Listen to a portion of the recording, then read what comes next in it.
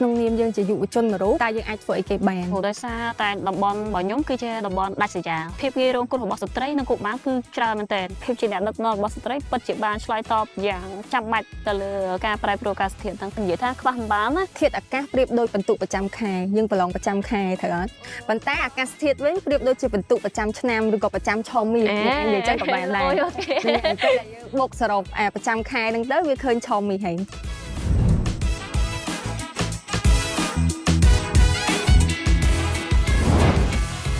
សូមស្វាគមន៍មកកាន់ LinkedIn Live Podcast ដែលជាស៊េរី Podcast និយាយពីភាពជាអ្នកដឹកនាំរបស់ស្ត្រីនៅក្នុងសកម្មភាពអាកាសធាតុហើយក៏សូមស្វាគមន៍ម្ដងទៀតមកកាន់ episode ទី3ជាមួយនឹងទំលូនាងខ្ញុំ Darlene ជាសហស្ថាបនិកចលនាទំលូក៏ដូចជា host របស់ podcast នេះដែរហើយ podcast នេះគឺយើងនឹងនិយាយពីភាពស្ត្រីផ្ដល់ភាពអង្អាចដល់ស្ត្រីអ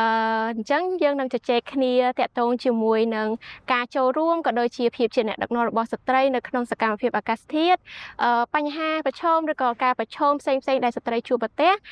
ក៏ដូចជាការសម្របខ្លួនរបស់ពួកគាត់នៅក្នុងពេលនៅពេលដែលមានការប្រែប្រួលអាកាសធាតុផងដែរសម្រាប់ episode នេះគឺយើងនឹងជួបជាមួយនឹងភ្ញៀវពិសេស2នាក់គឺបងគឹមចេងហើយនិងបងពុទ្ធធីលីអញ្ចឹងមុននឹងចាប់ផ្ដើមខ្ញុំសូមឲ្យបងទាំងពីរធ្វើការណែនាំត្រួសបន្តិចដើម្បីឲ្យទាំងអស់គ្នាបានស្គាល់តាមពិតទៅខ្ញុំគិតថាប្រហែលជាអ្នកទស្សនាឬក៏អ្នកតាមដានរបស់យើងមួយចំនួនគាត់អាចនឹងស្គាល់បងទាំងពីរហើយព្រោះអីសិតតែជាអ្នកដឹកនាំគម្រោងច្រើនមែនតើនៅក្នុងសហគមន៍ហើយធ្វើការជាមួយនឹងយុវជនជាមួយនឹងស្ត្រីច្រើនណាក៏ប៉ុន្តែចង់ឲ្យបងណែនាំខ្លួនតិចសិនមកអាចចាប់ផ្ដើមពីបងគឹមចេងមុនសិនចា៎ជំរាបសួរខ្ញុំឈ្មោះច័ន្ទគឹមចេងមកពីខាងកោះកុងដែលខ្ញុំផ្ទាល់គឺជាអ្នកសមាជិកធ្វើការងារសង្គមហើយ5ឆ្នាំចុងក្រោយហ្នឹងគឺខ្ញុំធ្វើតាក់ទងទៅនឹងការប្រែប្រួលអាកាសធាតុហើយធ្វើជាមួយនឹងស្ត្រីតាក់ទងទៅនឹង gender ក៏ដូចជាសហគមន៍មូលដ្ឋានហ្នឹងចាបងគឹមចេងមកពីកោះកុងណាចាអូខេឮថាគឺជាប្រធានបណ្ដាញស្ត្រីឆ្នើមយើងទៀតណាបងចាបណ្ដាញស្ត្រីឆ្នើមមានប៉ុន្មានអ្នកដែរនៅកោះកុងនៅខាងកោះកុងយើងមានសមាជិក24រូបអូ24រូបចាដែលយើងអនុវត្តចំនួន4ឃុំក្នុងស្រុកស្រែអំបិលចាបងចាអរគុណច្រើនបងគឹមចេងអរគុណដែលបានចូលរួមថ្ងៃនេះបងពុទ្ធធាលីអាចណែនាំខ្លួនតិចបានទេជម្រាបសួរបងជម្រាបសួរទាំងអស់គ្នាខ្ញុំឈ្មោះពុទ្ធធីលីខ្ញុំជាអ្នកសម្របសម្រួលគម្រោងនៅក្រុមហ៊ុនយ៉ាងអេកូដែលយើងផ្ដោតទៅលើការរចនានៅគម្រោងបរិស្ថានការងារស្រាវជ្រាវហើយនិងការងារអភិវឌ្ឍសហគមន៍ដែរហើយខ្ញុំផ្ទាល់ជាអ្នកដឹកនាំយុទ្ធនាការក៏ដូចជាសកម្មភាពកម្មវិធីជាមួយនឹងយុវជនផ្សេងៗនៅក្នុងខេត្តក៏ដូចជាតំបន់ដែនជម្រកសត្វព្រៃនៅក្នុងប្រទេសកម្ពុជាដែរចាបងខ្ញុំតាមដាន page Young Eco Ambassador គឺឃើញថាមានការងារច្រើនមែនតើតាក់ទងជាមួយនឹងតាំងតាក់ទងជាមួយមានតាំងចម្រៀងទៀតតែបងមានចម្រៀងតែកាលហ្នឹងខ្ញុំស្ដាប់តាក់ទងជាមួយនឹងទន្លេមេគង្គអីផ្សេងណាហើយចម្រៀងហ្នឹងគឺរំលេចច្រើនមែនតើតាក់ទងជាមួយជីវៈចម្រុះនៅក្នុងទឹកចាជាក់ស្ដែងគម្រោងចម្រៀងហ្នឹងជាគម្រោងដំបូងដែលខ្ញុំបានចាប់ផ្ដើមដោយសារតែដំបូងឡើយខ្ញុំចាប់ផ្ដើមជាអ្នកធ្វើការងារស្ម័គ្រចិត្តដែរទេដោយសារយើងមើលឃើញថាបរិស្ថានយើងមានបញ្ហាបរិស្ថានច្រើននៅក្នុងប្រទេសកម្ពុជាយើងហើយក្នុងនាមយើងជាយុវជនមួយរូបតែយើងអាចធ្វើអីគេបានអញ្ចឹងនៅពេលហ្នឹងខ្ញុំក៏ឃើញឱកាសក្នុងការក្លាយទៅជាសមាជិកអេកូយុវទូតចំនួនទន្លេមេគង្គដែលយើងមករួមគ្នាយើងរៀនពីទន្លេមេគង្គក៏ដូចជាយើងមានគម្រោងយុវជនផ្ទាល់ខ្លួនដែរអូខេចាអស្ចារ្យមែនតើទាំងបងហើយក៏រីករាយមែនតើដែលបានជួបបងទាំងពីរថ្ងៃនេះព្រោះថ្ងៃនេះគឺយើងនឹងជជែកគ្នាតាក់ទងជាមួយនឹងបទពិសោធន៍បងក្នុងការដឹកនាំសកម្មភាពផ្សេងថាបានលើកកម្ពស់ស្ត្រីយ៉ាងណាខ្លះដែរក្នុងការចូលរួមសកម្មភាពទាំងអស់ហ្នឹងហើយតួនាទីស្ត្រីសំខាន់យ៉ាងណាខ្លះអញ្ចឹងណាអញ្ចឹងខ្ញុំចង់រៀនសូត្រពីបទពិសោធន៍របស់បងបន្ថែមទៀតខ្ញុំចង់ឲ្យបងគឹមចេងមុនចាស់បងគឹមចេងចង់ឲ្យបងជួយចែករំលែកបទពិសោធន៍បន្ថែមតាក់ទងជាមួយនឹងបទពិសោធន៍បងផ្ទាល់ខ្លួនណាថាម៉េចបងខ្លាយទៅជាអ្នកដឹកនាំវ័យក្មេងនៅក្នុងសហគមន៍ហើយផ្ដោតសំខាន់ទៅលើសកម្មភាពអាកាសធាតុហើយនឹងអីគេរឿង gender ទៀតដែរបងការងារ gender ទៀតណាបងចានិយាយទៅពីដំបូងបំផុតខ្ញុំធ្វើការជាអ្នកស្ម័គ្រចិត្តហ្នឹងនៅឆ្នាំ2014ហើយអំឡុងពេល2014មូលហេតុដែលខ្ញុំធ្វើការងារសង្គមដោយសារតែខ្ញុំជា ក្នុងគ្រួសារមួយកើតក្នុងគ្រួសារមួយដែលថារងអំពើហិង្សាហើយក៏នៅជំនាន់ហ្នឹងវាដាច់ស្រយាលគឺបានរៀនសូត្រជ្រៅជ្រះទេហើយសង្គមផ្នត់គំនិតនៅទីនោះគឺមានន័យថាយុវជនឬក៏ស្ត្រីដែលគាត់បោះបង់ការសិក្សាត្រូវអត់បានគេឲ្យតម្លៃទេមានថាសម្ដីរបស់គាត់និយាយទៅត្រូវបានគេច្រានចោលអានេះជាមូលហេតុដែលធ្វើខ្ញុំឈឺចាប់ហើយខ្ញុំបញ្ញាចិត្តថាទោះបីខ្ញុំអត់បានរៀនខ្ពង់ខ្ពស់ត្រូវខ្ញុំត្រូវតែធ្វើបុគ្គលម្នាក់ដែលអាចនាំភាពជោគជ័យដល់សហគមន៍ហើយអាចបង្ហើបសម្លេងខ្ញុំផ្ទាល់ហ្នឹងឲ្យមហាជនបានដឹងថាយើងអាចធ្វើបានអញ្ចឹងទៅខ្ញុំក៏បានបង្កើតជាក្រុមយុវវ័យមួយក្រុមកាលហ្នឹងពីឆ្នាំ2014វា30ជាងនាក់ខ្ញុំចាប់ដើមមកគាត់បង្ហាញពីបំណិនរបស់គាត់ដែលមានណាអាសក្តានុពលនៅក្នុងខ្លួនគាត់ដែលមានដែលគាត់ចង់ធ្វើការងារសង្គមនឹងដើម្បីឲ្យគាត់បង្ហាញថាគាត់គឺជាធនធានមនុស្សមិនមែនជាបញ្ហាទេពួកអាញាធមមូលដ្ឋានក៏ដូចចាស់អីគាត់ច្រើននិយាយថាក្មេងៗជាអ្នកបង្កបញ្ហាអញ្ចឹងខ្ញុំគាត់ថាអានឹងខ្ញុំត្រូវលុបបំបត្តិពាក្យនឹងចេញពួកគាត់ឲ្យគាត់គិតថាគាត់គឺជាធនធានមនុស្សដែលអាចខ្វះមិនបានទាំងអស់ហ្នឹងខ្ញុំចាប់ដើមឲ្យគាត់ធ្វើការងារសង្គមឲ្យគាត់បំផុសកំណត់ឲ្យគាត់ស្រឡាញ់ការងារបឋានឬសម្រាមនិងការងារសង្គមខ្ញុំបានដឹកនាំរឿងខ្ញុំបានបង្កើតឲ្យគាត់ជាក្រុមរបាំអីផ្សេងឲ្យធ្វើការងារសង្គមជាមួយសហគមន៍ហើយអាការជួយចាប់របស់ខ្ញុំគឺប៉ុណ្ណឹងដែលមូលហេតុដែលខ្ញុំធ្វើនឹងហើយខ្ញុំធ្វើការជាមួយសហគមន៍បានដាំកងកាងអីផ្សេងហ្នឹងហើយការងារអភិរក្សក៏ដូចជាល្បាតអីផ្សេងបលល្មើសនៅក្នុងសហគមន៍ហើយទាំងអស់នឹងឯងដែលធ្វើឲ្យខ្ញុំមកស្គាល់នៅគម្រោងខាងគម្រោងស្ត្រីឆ្នើមដែលជារៀបចំដោយអង្គការ Action Aid ដែលគាត់ចាប់ដើមថាគម្រោងនោះគឺគេផ្ដោតអារម្មណ៍ទៅលើការប្រែប្រួលអាកាសធាតុហើយដំបូងខ្ញុំអត់បានចាប់អារម្មណ៍ទេមានថាខ្ញុំគិតថាការងារអ្នកស្ម័គ្រចិត្តពាក្យថាបណ្ដាញវាអត់ដែលមាននរណភាពទេគ្រាន់តែដាច់គម្រោងភ្លាមគឺអស់ភ្លាមមានថាវាបញ្ចប់អញ្ចឹងទៅមុនដំបូងខ្ញុំអត់មានអារម្មណ៍ថាខ្លួនឯងដល់ថ្ងៃហ្នឹងឯងនឹងវាមាននរណភាពទេប៉ុន្តែខ្ញុំចង់សាកមើលដោយសារតែនៅក្នុងសហគមន៍ហ្នឹងមានស្ត្រីដែលគាត់ធ្វើការងារសង្គមមិត្តភក្តិខ្ញុំជាច្រើនតែគាត់និយាយថាបើសិនជាខ្ញុំអត់ធ្វើក៏អត់ធ្វើដែរមានន័យអញ្ចឹងខ្ញុំចាប់ដើមគិតថាខ្លួនឯងវាជាសក្តានុពលមួយរូបដែរជាគំរូរបស់គេហើយបើសិនជាខ្ញុំចង់ឈប់ប៉ុន្តែបើខ្ញុំឈប់តែម្នាក់អ្នកផ្សេងឈប់ដែរគាត់នឹងបាត់បង់ឱកាសអញ្ចឹងទៅខ្ញុំក៏ចាប់ដើមក្រៅធ្វើជាប្រធានម្ដាយហើយកាលហ្នឹងខ្ញុំគ្រាន់ជាចូលជាសមាជិកហើយខ្ញុំប្រកែកដាច់ខាត់អត់ធ្វើជាប្រធានម្ដាយទេព្រោះខ្ញុំគិតថាពាក្យថាជាអ្នកដឹកនាំតួនាទីពីគឺជាទទួលខុសនឹងត្រូវមានថាយើងជាអ្នកដឹកនាំមួយយ៉ាងសកម្មហើយយើងបើសិនជាយើងអសមត្ថភាពចង់ចំណុចណាមួយខ្ញុំអត់ចង់មានទេអត់មានចង់មានតំណែងអីអញ្ចឹងទេខ្ញុំគ្រាន់ជាចង់ធ្វើជាអ្នកស្ម័គ្រចិត្តមួយរូបវិញប៉ុន្តែពួកគាត់គឺគាត់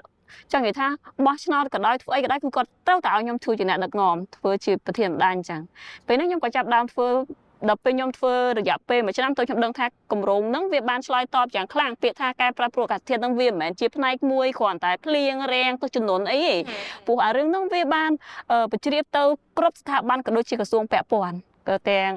ហើយដូចពាក្យខ្ញុំស្រឡាញ់ពាក្យថាលើកកម្ពស់អត់មានផាត់ចោលជនរងគ្រោះណាមួយនៅក្នុងសង្គមទៅបានផាត់ចោលទេមានថាយើងគិតគ្រប់ជ្រុងជ្រោយនៃទុកលំបាករបស់គាត់ងាយរងគ្រោះរបស់គាត់ទាំងស្ត្រីកុមារជនពិការនិងស្ត្រីមានផ្ទៃពោះជាដើមហើយដល់ពេលខ្ញុំធ្វើយូរទៅខ្ញុំដឹងថាការងារទាំងអស់ដែលខ្ញុំកំពុងធ្វើគឺវាបានផ្សារជាប់ទៅនឹងការងារនឹងបាត់ទៅហើយដូចជាឧទាហរណ៍ថាខ្ញុំសម្បត្តិបរិស្ថានខ្ញុំគៀងគោបំផុសយុវជនឲ្យមានគំនិតស្រឡាញ់បរិស្ថានខ្ញុំបាននាំប្រជាពលរដ្ឋសហគមន៍លើកឡើងពីបញ្ហាព្រៃទឹកនានាបានតស៊ូមតិដើម្បីការងារអភិរក្សព្រៃទឹកខ្ញុំបានដាំកងកាងទាំងអស់ហ្នឹងវាបានបន្ស៊ាំហើយក៏បានឆ្លើយតបឲ្យសហគមន៍មានភាពធន់បាត់ទៅហើយអានេះឯងដែលជាមោទនភាពហើយខ្ញុំបន្តបានធ្វើមកដល់បច្ចុប្បន្ន Wow Oh my god ចាប់អារម្មណ៍ខ្លះព្រោះសាច់រឿងហ្នឹងគឺជាសាច់រឿងរបស់បងផ្ទាល់ចាហើយពេលខ្លះទៅពួកខ្ញុំជាពិសេសក្មេងៗជំនាន់ក្រោយអត់តែគេទទួលបានឬក៏ការស្ដាប់ឬក៏រៀនសូត្រពីបងផ្ទាល់ពីថាគេចំណុចចាប់ផ្ដើមរបស់បងនឹងរបៀបម៉េចបានបងខ្លាចជាអ្នកដឹកនាំក្រុមស្ត្រីឆ្នើមមកដល់សប្តាហ៍ថ្ងៃហ្នឹងអីចឹងបើតាមស្ដាប់ទៅចាគឺយើងឃើញពីបញ្ហាដែលយកជុំវិញសហគមន៍យើងឬក៏នៅក្នុងរង្វង់គ្រួសារយើងក៏តែក៏ចំណុចទៀតដែលខ្ញុំចាប់អារម្មណ៍ហ្នឹងគឺថាគាត់បានដើរតួជាគំរូជាគំរូមួយស្ត្រីគំរូមួយនៅក្នុងសហគមន៍ដែលអ្នកផ្សេងដែលជំរុញទឹកចិត្តស្ត្រីផ្សេងទៀតឲ្យចូលរួមតែសួរមួយទៀតមើលបងតែពួកខ្ញុំដឹងថាសកម្មភាពដែលបងធ្វើនោះភាគច្រើនគឺផ្ដោតទៅលើ gender ផ្ដោតទៅលើសកម្មភាពអាកាសធាតុអីហេតុអីបានជាបងចាប់យកប្រធានបទឬក៏សកម្មភាព ហ្នឹងគឺផ្ដោតទៅលើការប្រែប្រួលអាកាសធាតុអីហ្នឹងមកធ្វើដោយសារតែសហគមន៍យើងប្រឈមនឹងបញ្ហាទាំងអស់ហ្នឹងឬក៏មិនដែរបងពួកអីមិញហ្នឹងឮតែបងនិយាយថាអូខេគេជំរុញលើកទឹកចិត្តអីចឹងទៅហើយយើងក៏មានគំនិតធ្វើនឹងឡើងតែខ្ញុំដឹងថាមិនមែនតែប៉ុណ្្នឹងទៀតទេប្រហែលជាអាចនឹងមានអីផ្សេងទៀតដែលបងធ្វើឲ្យបងគិតដល់សកម្មភាពសហគមន៍ហ្នឹងតែផ្ដោតទៅលើការដាំព្រៃកោងកាងផ្ដោតទៅលើសកម្មភាពអាកាសធាតុអីផ្សេងអញ្ចឹងណា ដោយសារតែតំបន់របស់ខ្ញុំគឺជាតំបន់ដាច់ស្រយាលអញ្ចឹងទៅភាពងាយរងគ្រោះរបស់ស្ត្រីនិងកុមារគឺច្រើនមែនទែនឧទាហរណ៍ជាក់ស្ដែងឧទាហរណ៍ថាគាត់ត្រូវទៅសម្រាលកូនផ្លូវក៏ឆ្ងាយហើយទាំងអស់ហ្នឹងវាពេលផ្លូវដាច់ផ្លូវអីអញ្ចឹងទៅវាទាញផលលំបាកមានគ្រោះទឹកជំនន់អីចឹងណាទឹកជំនន់ដាច់ផ្លូវដាច់អីអញ្ចឹងទៅធ្វើគាត់ពិបាកគ្រាន់ទៅដល់ដីត្រង់តែ19គីឡូប៉ុន្តែគាត់ត្រូវចំណាយពេលអស់សឹង1ម៉ោង2ម៉ោងបាត់ទៅហើយ2-3ម៉ោងបាត់ហើយអានេះជាផលលំបាកហើយមួយទៀតយើងឃើញថានៅសហគមន៍របស់ខ្ញុំវាងាយរងគ្រោះខ្លាំងដោយឧទាហរណ៍ថាត្រូវបាក់ច្រាំងត្រូវព្រៃទឹកត្រូវបានគេរំលោភបំពានច្រើនហើយស្ត្រីហ្នឹងត្រូវបានគេហៅថាការអត់ឲ្យតម្លៃដូចខ្ញុំលើកឡើងអញ្ចឹងទាំងយុវជនទាំងស្ត្រីត្រូវបានពេលដែលគាត់ធ្វើការងារសង្គមត្រូវគេបានថាស្ត្រីដើរច្រើនគឺជារឿងមួយអត់ល្អទេស្ត្រីចេះដឹងច្រើនត្រូវស្ត្រីហ្នឹងគឺអត់ក្នុងគ្រួសារអត់រលូនអត់ចូលចិត្តទៅដល់នឹងការងារតែត្រូវមើងងាយប្តីពាក្យគាត់សាមញ្ញគាត់និយាយអញ្ចឹងស្ត្រីដើរច្រើនមើងងាយប្តីហើយជាអត់ល្អទេបរោះគេដើរដល់ណាក៏អីដែរតែស្ត្រីពេលចេះដឹងទៅតាំងតែមើងងាយប្តីត្រឹមតែអត់ធ្វើការងារផ្ទះអីចឹងទៅអាហ្នឹងគឺជាផ្នត់ព្រោះគេហើយខ្ញុំអត់ចង់បានពាក្យហ្នឹងទេទើបខ្ញុំចង់កែប្រែហើយចង់លើកកម្ពស់យេនដ័រចង់ឲ្យស្ត្រីមានភាពក្លាហានព្រោះដំបូងសំបីតែខ្ញុំបង្កើតក្រុមដំបូងសំបីតែគាត់ណែនាំឈ្មោះគាត់ក៏គាត់សង្ឃថាអត់ហ៊ានទេគាត់អត់ហ៊ានទេហើយឈានមកដល់ពេលនេះយើងឃើញថាផ្លាស់ប្ដូរច្រើនហើយការងារតាក់ទងនឹងការប្រែប្រួលអាកាសធាតុហ្នឹងគឺវាខ្ញុំឃើញថាអ្វីដែលខ្ញុំមានមោទនភាពធ្វើហ្នឹងគឺយើងបានប្រមូលចុះទៅមូលដ្ឋានផ្ទាល់តាមភូមិគោលដៅយើងបានកំណត់បញ្ហាប្រមូលព័ត៌មានយើងស្រាវជ្រាវហើយយើងបានយកបញ្ហាទាំងអស់ហ្នឹងទៅពិភាក្សាជាមួយថ្នាក់ឃុំដើម្បីចងក្រងបញ្ហាហ្នឹងដាក់ទៅគេហៅប្រជុំប្រចាំខែជាមួយគាត់លើកទៅប្រជុំអីគេ3ឆ្នាំរំកិលរបស់ឃុំសង្កាត់ដើម្បីរៀបចំផែនការជាមួយឃុំហើយយើងបានដោះស្រាយកន្លងមកយើងអាចដោះស្រាយបានធ្វើផ្លូវធ្វើអីចឹងទៅអាហ្នឹងគឺជាមោទនភាពព្រោះខ្ញុំអត់ចង់ឲ្យមានផ្នត់កំណត់ដែរហើយព្រោះបញ្ហានៅនោះមានច្រើនចាបងចាអូខេអញ្ចឹងបាត់ពិសោធន៍ទាំងអស់ហ្នឹងដែលធ្វើឲ្យបងខ្លាចជាអ្នកដឹកនាំមកទៅសប្ថ្ងៃហ្នឹងសាកទៅបងពុទ្ធិលីវិញម្ដងចង់ដឹងថាហេតុអីបានជាបងមកដល់ចំណុចនេះហេតុអីបានជាមានអីជំរុញបងឲ្យខ្លាចទៅជាអ្នកដឹកនាំនៅក្នុងសកម្មភាពអាកាសធាតុជាមួយនឹងបណ្ដាញបងណាចាបងដូចដែលបានប្រហាប់មុនហ្នឹងហើយដែលខ្ញុំចាប់ផ្ដើមជាអ្នកស្ម័គ្រចិត្តមួយរូបយើងគិតថាយើងជាយុវជនដែលយើងអាចចូលរួមចំណែកបែបណាដើម្បីកាត់បន្ថយការប្រែប្រួលអាកាសធាតុនៅកម្ពុជាអញ្ចឹងដូចឧទាហរណ៍ដែលបងគឹមចេញបានលើកឡើងអញ្ចឹងតកតងជាមួយនឹងការចូលរួមរបស់ស្ត្រីឬក៏អ្នកដែលនៅក្នុងសហគមន៍ផ្ទាល់ដែលឡែកខ្ញុំជាយុវជនដែលយើងធំធាត់នៅក្នុងអាចថាជាតំបន់ទីប្រជុំជនដែរវាមិនមែនជាខេត្តដែលងាយរងគ្រោះឬក៏តំបន់ដែលងាយរងគ្រោះទេប៉ុន្តែយើងមើលឃើញពីសក្តានុពលក៏ដូចជាភាពអង់អាចដែលយុវជនគ្នាយើងហ្នឹងដែលនៅទីក្រុងក៏ដូចជានៅទីប្រជុំជនដែលអាចជួយទៅដល់សហគមន៍ដែលគាត់កំពុងតែជួបនៅផលវិបាកទាំងអស់នោះហើយខ្ញុំពិតជាសប្បាយចិត្តមែនតើនៅពេលដែលឃើញនៅសហគមន៍ផ្ទាល់ដែលគាត់មានភាពអង់អាចជាពិសេសហ្នឹងជាស្ត្រីដែលគាត់មានភាពជាអ្នកដឹកនាំក្នុងការដឹកនាំសកម្មភាពទាំងអស់នោះហ្នឹងហើយគឺជាអីដែលជំរុញឲ្យយើងទាំងអស់គ្នាហ្នឹងគឺព្យាយាមផ្ដួចផ្ដើមនៅសកម្មភាពផ្សេងក្នុងការជួយទៅដល់អ្នកដែលនៅក្នុងសហគមន៍ផ្ទាល់ព្រោះយើងដឹងថាគាត់ទទួលរងនៅផលលំបាកច្រើនហើយគាត់ខ្វះទាំងធនធានខ្វះទាំងការបណ្ដុះបណ្ដាលអីផ្សេងហ្នឹងអញ្ចឹងវាអត់សូវមានឱកាសបើសិនជាប្រៀបធៀបទៅនឹងអ្នកដែលគាត់រស់នៅទីក្រុងគាត់នៅទីប្រជុំជនផ្សេងទេចាបងចាហ្នឹងហើយដោយសារតែនៅពេលដែលខ្ញុំធ្វើការទាំងអស់ហ្នឹងក៏ខ្ញុំមានអារម្មណ៍ចឹងដែរទីមួយដោយសារស្ត្រីហើយក្មេងស្រីយើងអត់សូវមានអារម្មណ៍ថាបើតាំងពីកើតមកខ្ញុំសង្កេតឃើញចឹងមែនដូចបងគឹមចេញនិយាយចឹងគឺគេអត់សូវលើកទឹកចិត្តឲ្យយើងអីគេប្រើប្រាស់ជាអ្នកដឹកភាពជាអ្នកដឹកនាំរបស់យើងអីឬក៏ឱកាសក្នុងការសម្រេចចិត្តឬក៏សូម្បីតែយើងចង់បន្តសិក្សាដូចបងគឹមចេញនិយាយចឹងហើយដូចបងនិយាយចឹងនៅពេលដែលយើងកាន់តែធ្វើអាហ្នឹងកាន់តែជំរុញយើងឲ្យធ្វើបន្ថែមទៀតអញ្ចឹងណាចា តមួយផ្នែកទៀតដោយសារតែបងនិយាយច្រើនដែរតាក់ទងជាមួយនឹងការដឹកនាំភាពជាអ្នកដឹកនាំរបស់យើងហ្នឹងណាភាពជាអ្នកដឹកនាំរបស់ស្ត្រីយើងឯហ្នឹងសម្រាប់បងតាមរយៈបទពិសោធន៍បងកន្លងមកបងគិតថាភាពជាអ្នកដឹកនាំរបស់ស្ត្រីហ្នឹងវាចូលរួមចំណែកយ៉ាងណាខ្លះដែរក្នុងការធ្វើឲ្យការងារឬក៏សកម្មភាពអាកាសធាតុហ្នឹងវាកាន់តែមានប្រសិទ្ធភាពខ្លាំងជាងមុនណាហើយផ្ដោតសំខាន់ទៅលើសហគមន៍យើងឬក៏ប្រទេសកម្ពុជាទាំងមូលតែម្ដងចាសម្រាប់ខ្ញុំគិតថាស្ត្រីគាត់ដើរតួសំខាន់ណាស់នៅក្នុងការចូលរួមសកម្មភាពអាកាសធាតុផ្សេងៗខ្ញុំអាចលើកជាឧទាហរណ៍មួយនៅក្នុងគម្រោងមួយដែលខ្ញុំកំពុងធ្វើខ្ញុំធ្វើផ្ដោតទៅលើគម្រោងសាលាមេត្រីបរិស្ថានដែលយើងគ្រប់គ្រងសាលារៀនឲ្យគាត់คล้ายខ្លួនទៅជាសាលាដែលអាចថាមានភាពធន់ទៅនឹងបញ្ហាអាកាសធាតុក៏ដូចជាអាចមាននិរន្តរភាពនៅក្នុងសាលារបស់គាត់អញ្ចឹងក្នុងនោះខ្ញុំសង្កេតឃើញនាយិកាមួយរូបដែលគាត់ជាស្ត្រីដ៏អង់អាចគាត់ជាអ្នកដឹកនាំសាលារៀនគាត់មានភាពអញនិយាយបានថាគាត់មានសមត្ថភាពក្នុងការគៀងគរនៅធនធានគាត់មានសមត្ថភាពគៀងគរនៅមេដាបិតាសិស្សក៏ដូចជាសហគមន៍ឲ្យចូលរួមសកម្មភាពជាមួយពួកគាត់អញ្ចឹងនៅក្នុងគម្រោងហ្នឹងគឺយើងគ្រប់គ្រងសាលារៀនឲ្យគាត់បង្កើតជាក្លឹបបរិស្ថានគាត់បរៀនកូនសិស្សអំពីបញ្ហាអាកាសធាតុផ្សេងៗហើយជាក់ស្ដែងសាលារៀនទាំងអស់នោះគឺស្ថិតនៅក្នុងតំបន់ដែនជម្រកសត្វព្រៃនៅខេត្តណាខ្លះដែរបងក្នុងពេលបច្ចុប្បន្នយើងធ្វើនៅខេត្តមណ្ឌលគិរីនៅដែនជម្រកសត្វព្រៃកៅសីមាដែលជាតំបន់មួយអាចថាងាយរងគ្រោះហើយវាសម្បូរទៅដោយធនធានធម្មជាតិហើយបើសិនយើងអត់ចូលរួមការពារទេគឺធនធានទាំងអស់នោះអាចនឹងវិនាសនៅពេលខាងមុខនេះហ្នឹងហើយអញ្ចឹងក្នុងសកម្មភាពទាំងអស់ហ្នឹងអ្នកគ្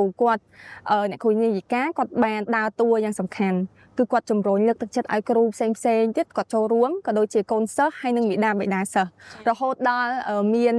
អាចថាជាករណីសិក្សាមួយនេះខ្ញុំបានលើពីលោកគ្រូអ្នកគ្រូដែរតែគាត់ចែកម្លែកថានៅតំបន់ទាំងអស់នោះយើងដឹងហើយថាបងប្អូនប្រជាពលរដ្ឋគាត់នៅតែ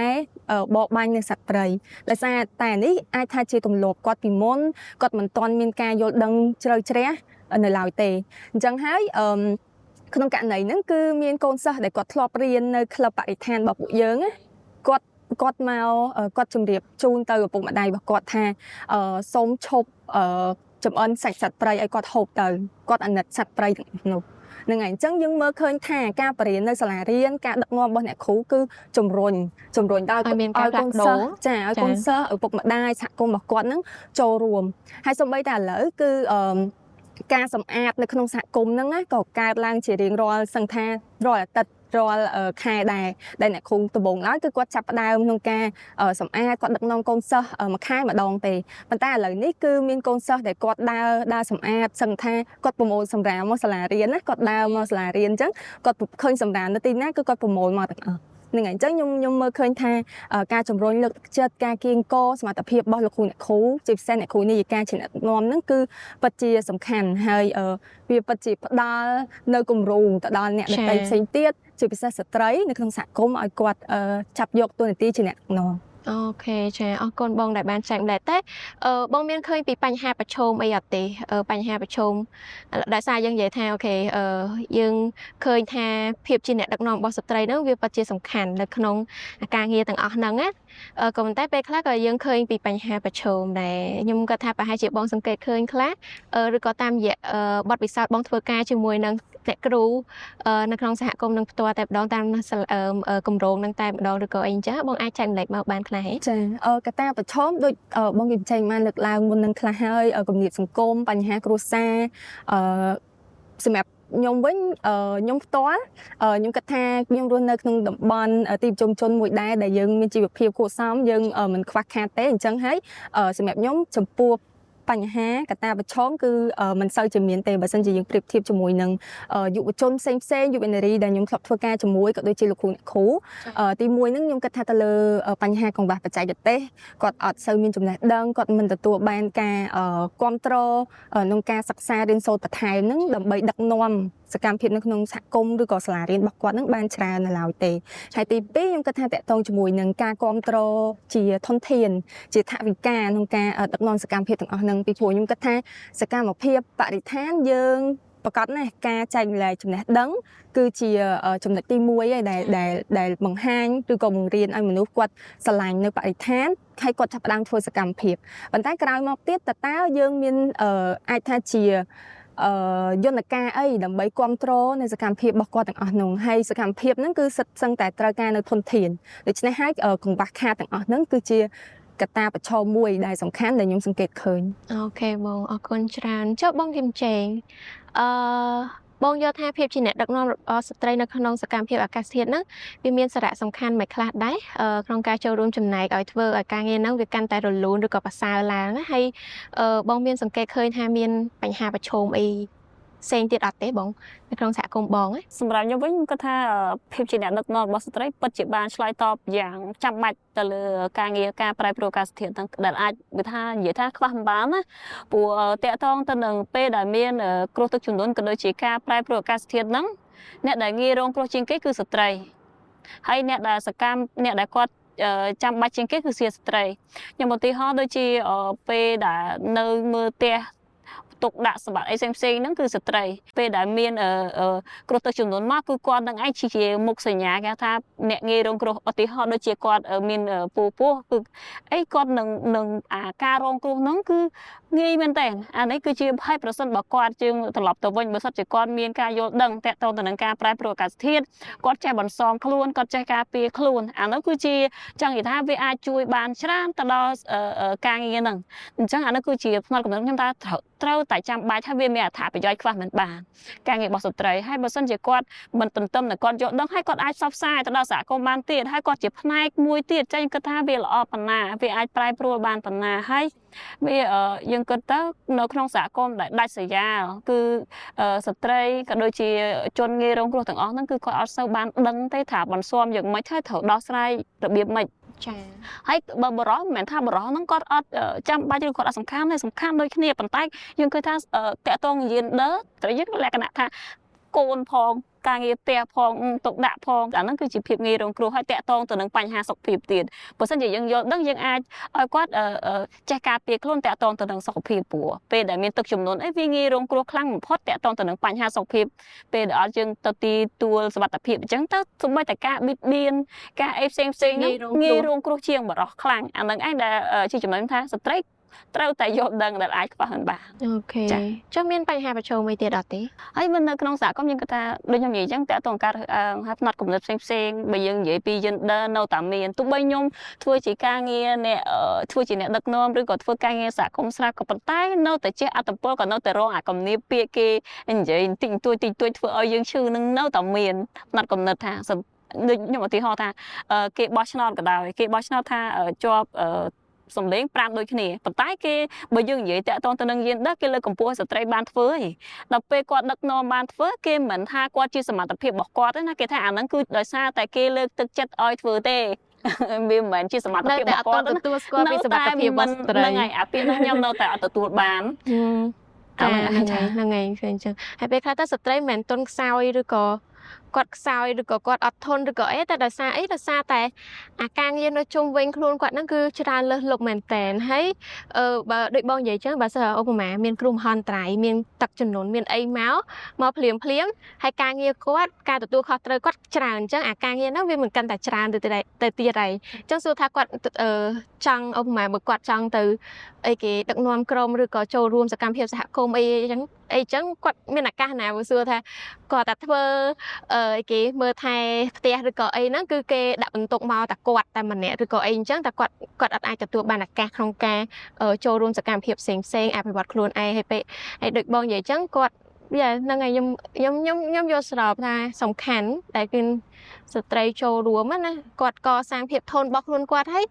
ភាពធន់របស់គ្រួសារហើយរបស់សង្គមទាំងមូលទៀតណាអីហ្នឹងហើយគាត់ជាអ្នកដែលធ្វើវាហ្មងណាចាតាក់ទងជាមួយនឹងគម្រោងរបស់បងឬក៏សកម្មភាពដែលពួកបងធ្វើបងគាត់ថាវាបានចូលរួមផ្លាស់ប្ដូរឬក៏វាជាអីគេជាអតិពលវិជ្ជមានមិនខ្លះដែរទៅកាន់សមាជិករបស់បងជាពិសេសសមាជិកជាស្ត្រីអាចបងជំចែកមុនម្ដង កន្លងមកហ្នឹងគឺពេលដែលយើងធ្វើអីមកគាត់តែងតែលើកទឹកចិត្តឲ្យគាត់យកយើងជាគំរូដោយសហគមន៍គឺគាត់យកយើងជាគំរូពេលខ្លះខ្ញុំគិតថាការងារខ្លួនឯងខ្ញុំវាជាបញ្ហាប្រឈមហើយអត់មានអីគួរអស្ចារ្យទេខ្ញុំនិយាយថាខ្ញុំអត់មានគុណសម្បត្តិត្រង់ចំណុចណាអីមិនតិចទេគ្រាន់តែខ្ញុំមានភាពក្លាហានហើយខ្ញុំមានភាពស្មោះត្រង់ប៉ុណ្្នឹងឯងហើយខ្ញុំធ្វើការអីខ្ញុំយកបេះដូងទៅធ្វើអាហ្នឹងឯងប៉ុន្តែគាត់លក្ខណៈគាត់គិតថាយើងនេះជាអាយដលរបស់គាត់យើងអាចធ្វើបានយើងអស្ចារ្យគាត់ធ្វើអត់បានទេអាហ្នឹងណាហើយកន្លងមកយើងធ្វើហ្នឹងគឺខ្ញុំបានកែប្រែគាត់ជាច្រើនឧទាហរណ៍ថាពីមុនមកដូចខ្ញុំថាគាត់តែឡើងជម្រាបសួរគេណែនាំឈ្មោះឯងគាត់ធ្វើបានទេតែឥឡូវគាត់អាចផ្លាស់ប្ដូរខ្លួនឯងគាត់បានច្រើនគាត់អាចណែនាំខ្លួនគាត់អាចសម្របសម្រួលពេលប្រជុំអីមួយគាត់អាចទៅគៀងតំណែងតំណងទៅជាមួយអាជ្ញាធរជាមួយជំនាញប្រជាពលរដ្ឋគៀងកឲ្យគាត់សម្របសម្រួលបានអាហ្នឹងគឺបង្ហាញតែភាពខ្លាំងផងគាត់អាចធ្វើបានហើយវាពិតជាជះអត្តពលដល់សង្គមដូចជាក្មេងៗជំនាន់ក្រោយគាត់ចាប់ដើមយកគំរូតាមគាត់ពេលខ្លះគ្រាន់ឮថាបណ្ដាញស្ត្រីឆ្នាំគាត់ចាប់ដើមប្លែកអារម្មណ៍ចុះស្ត្រីឆ្នាំគឺធ្វើការរឿងអីគេឆ្នាំហ្នឹងហើយធ្វើទៅលើអីខ្លះដល់ពេលគាត់មើលសកម្មភាពចេះទៅគាត់មានអារម្មណ៍ថាពិតជាអស្ចារ្យគាត់ចង់ធ្វើតាមអីចេះទៅពេលខ្លះខ្ញុំឃើញនិស្សិតដែលគាត់រៀនចប់ហើយគាត់ឃើញក្រុមខ្ញុំធ្វើអញ្ចឹងគាត់បានស្នើសុំមកចង់ធ្វើជាសមាជិកអីចឹងណាគាត់សុំចូលរួមក្រុមអីចាអូខេទោះបីពេលខ្លះខ្ញុំគាត់ថាគាត់អត់មានពេលគ្រប់គ្រាន់ទេប៉ុន្តែគាត់ចង់មានថាអាចទង្វើផងយើងអត្តពលដែលយើងធ្វើហ្នឹងបានជះឲ្យគាត់ចង់ធ្វើតាមថាវាពិតជាល្អហើយបានកែប្រែបានលើកកម្ពស់នៃយានដើរក៏ដូចជាការងារតាក់ទងការប្រែប្រួលអាកាសធាតុហ្នឹងចុះវាមានជួយតាមពិតបងក៏និយាយដែរបានច្រើនហើយតែចង់បន្ថែមទៀតថាការងារទាំងអស់ហ្នឹងឯងអាការមិញហ្នឹងគឺបងនិយាយហ្នឹងគឺសផលដែលយើងទទួលបានណាការផ្លាស់ប្ដូរធ្វើឲ្យមានការផ្លាស់ប្ដូរទៅលើជីវិតនឹងណាគេម្នាក់ឬក៏សមាជិកក្រុមយើងអីចឹងទៅហើយវាជះផលមិនឬក៏វាជះផលវិជ្ជមានមិនខ្លះទៀតដែរទៅកាន់សកម្មភាពអាកាសធាតុមានជួយទប់ស្កាត់ភាពងាយរងគ្រោះរបស់ស្ត្រីអីទេនៅពេលដែលមានការប្រែប្រួលអាកាសធាតុឬក៏មានគ្រោះមហន្តរាយអីចឹងឧទាហរណ៍បងនិយាយថាអូខេទឹកជំនន់ទឹកលិចដាច់ផ្លូវឬក៏អីស្ត្រីពិបាកធ្វើដំណើរទៅទីពេទ្យឬក៏អីចឹងអំបញ្ញមិញហ៎ចាកន្លងមកយើងឃើញមានការផ្លាស់ប្ដូរជាច្រើនឧទាហរណ៍ថាដូចផ្លូវដាច់អីចឹងណានៅខាងខ្ញុំ19គីឡូដែលផ្លូវបានហ្នឹងពេលហ្នឹងសំឡេងស្ត្រីដែលពេលដែលបានធ្វើការងារតាក់ទងការប្រែប្រួលអាកាសធាតុហ្នឹងទៅយើងបានយកអាសំឡេងគេហៅថាបញ្ហាប្រឈមរបស់ស្ត្រីហ្នឹងជាតម្រូវការហ្នឹងយើងបានលើកទៅថ្នាក់ឃុំថ្នាក់ស្រុកដើម្បីជជែកគ្នាហើយពួកគាត់បានឃើញពីបញ្ហាហ្នឹងហើយសប្តាហ៍ថ្ងៃគឺបានផ្លូវកស៊ូអីចឹងទៅអាហ្នឹងខ្ញុំគាត់ថាអានេះជាការឆ្លើយតបយ៉ាងជាក់ស្ដែងណាដែលយើងឃើញប្រសិទ្ធភាពហ្នឹងហើយយើងឃើញថាកន្លងមកហ្នឹងកសិករយើងបានក្នុងមួយឃុំខ្ញុំបានបង្កើតជាក្រុមកសិករ18គ្រួសារដែលឲ្យគាត់ធ្វើតាមបែបសេត្រៈបរិស្ថានដែលគាត់ធ្វើតាមបែបធម្មជាតិហើយប្រើជីធម្មជាតិអីចឹងទៅហើយដែលវិលជុំឲ្យគាត់គិតហ្នឹងហើយយើងធ្វើដំបូងហ្នឹងគឺតែ18គ្រួសារក្នុងមួយឃុំហើយយើងធ្វើចំនួន4ឃុំនៅក្នុងស្រុកស្រែអំបិលហ្នឹងកន្លងមកគឺយើងបានធ្វើហើយយើងបានដាក់សូឡាយើងបានបាក់សូឡាពី3កន្លែងនៅតំបន់ហ្នឹងដើម្បីឲ្យគាត់ប្រើប្រាស់ទឹកហ្នឹងដើម្បីស្រោចស្រពដំណាំចាបានអីហើយយើងបាន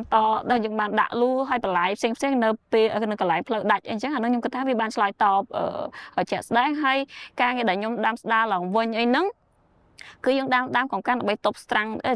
ដែលបាក់អីហ្នឹងអីផ្សេងទាំងអស់យើងបានដាំស្ដារឡើងវិញហើយការពារ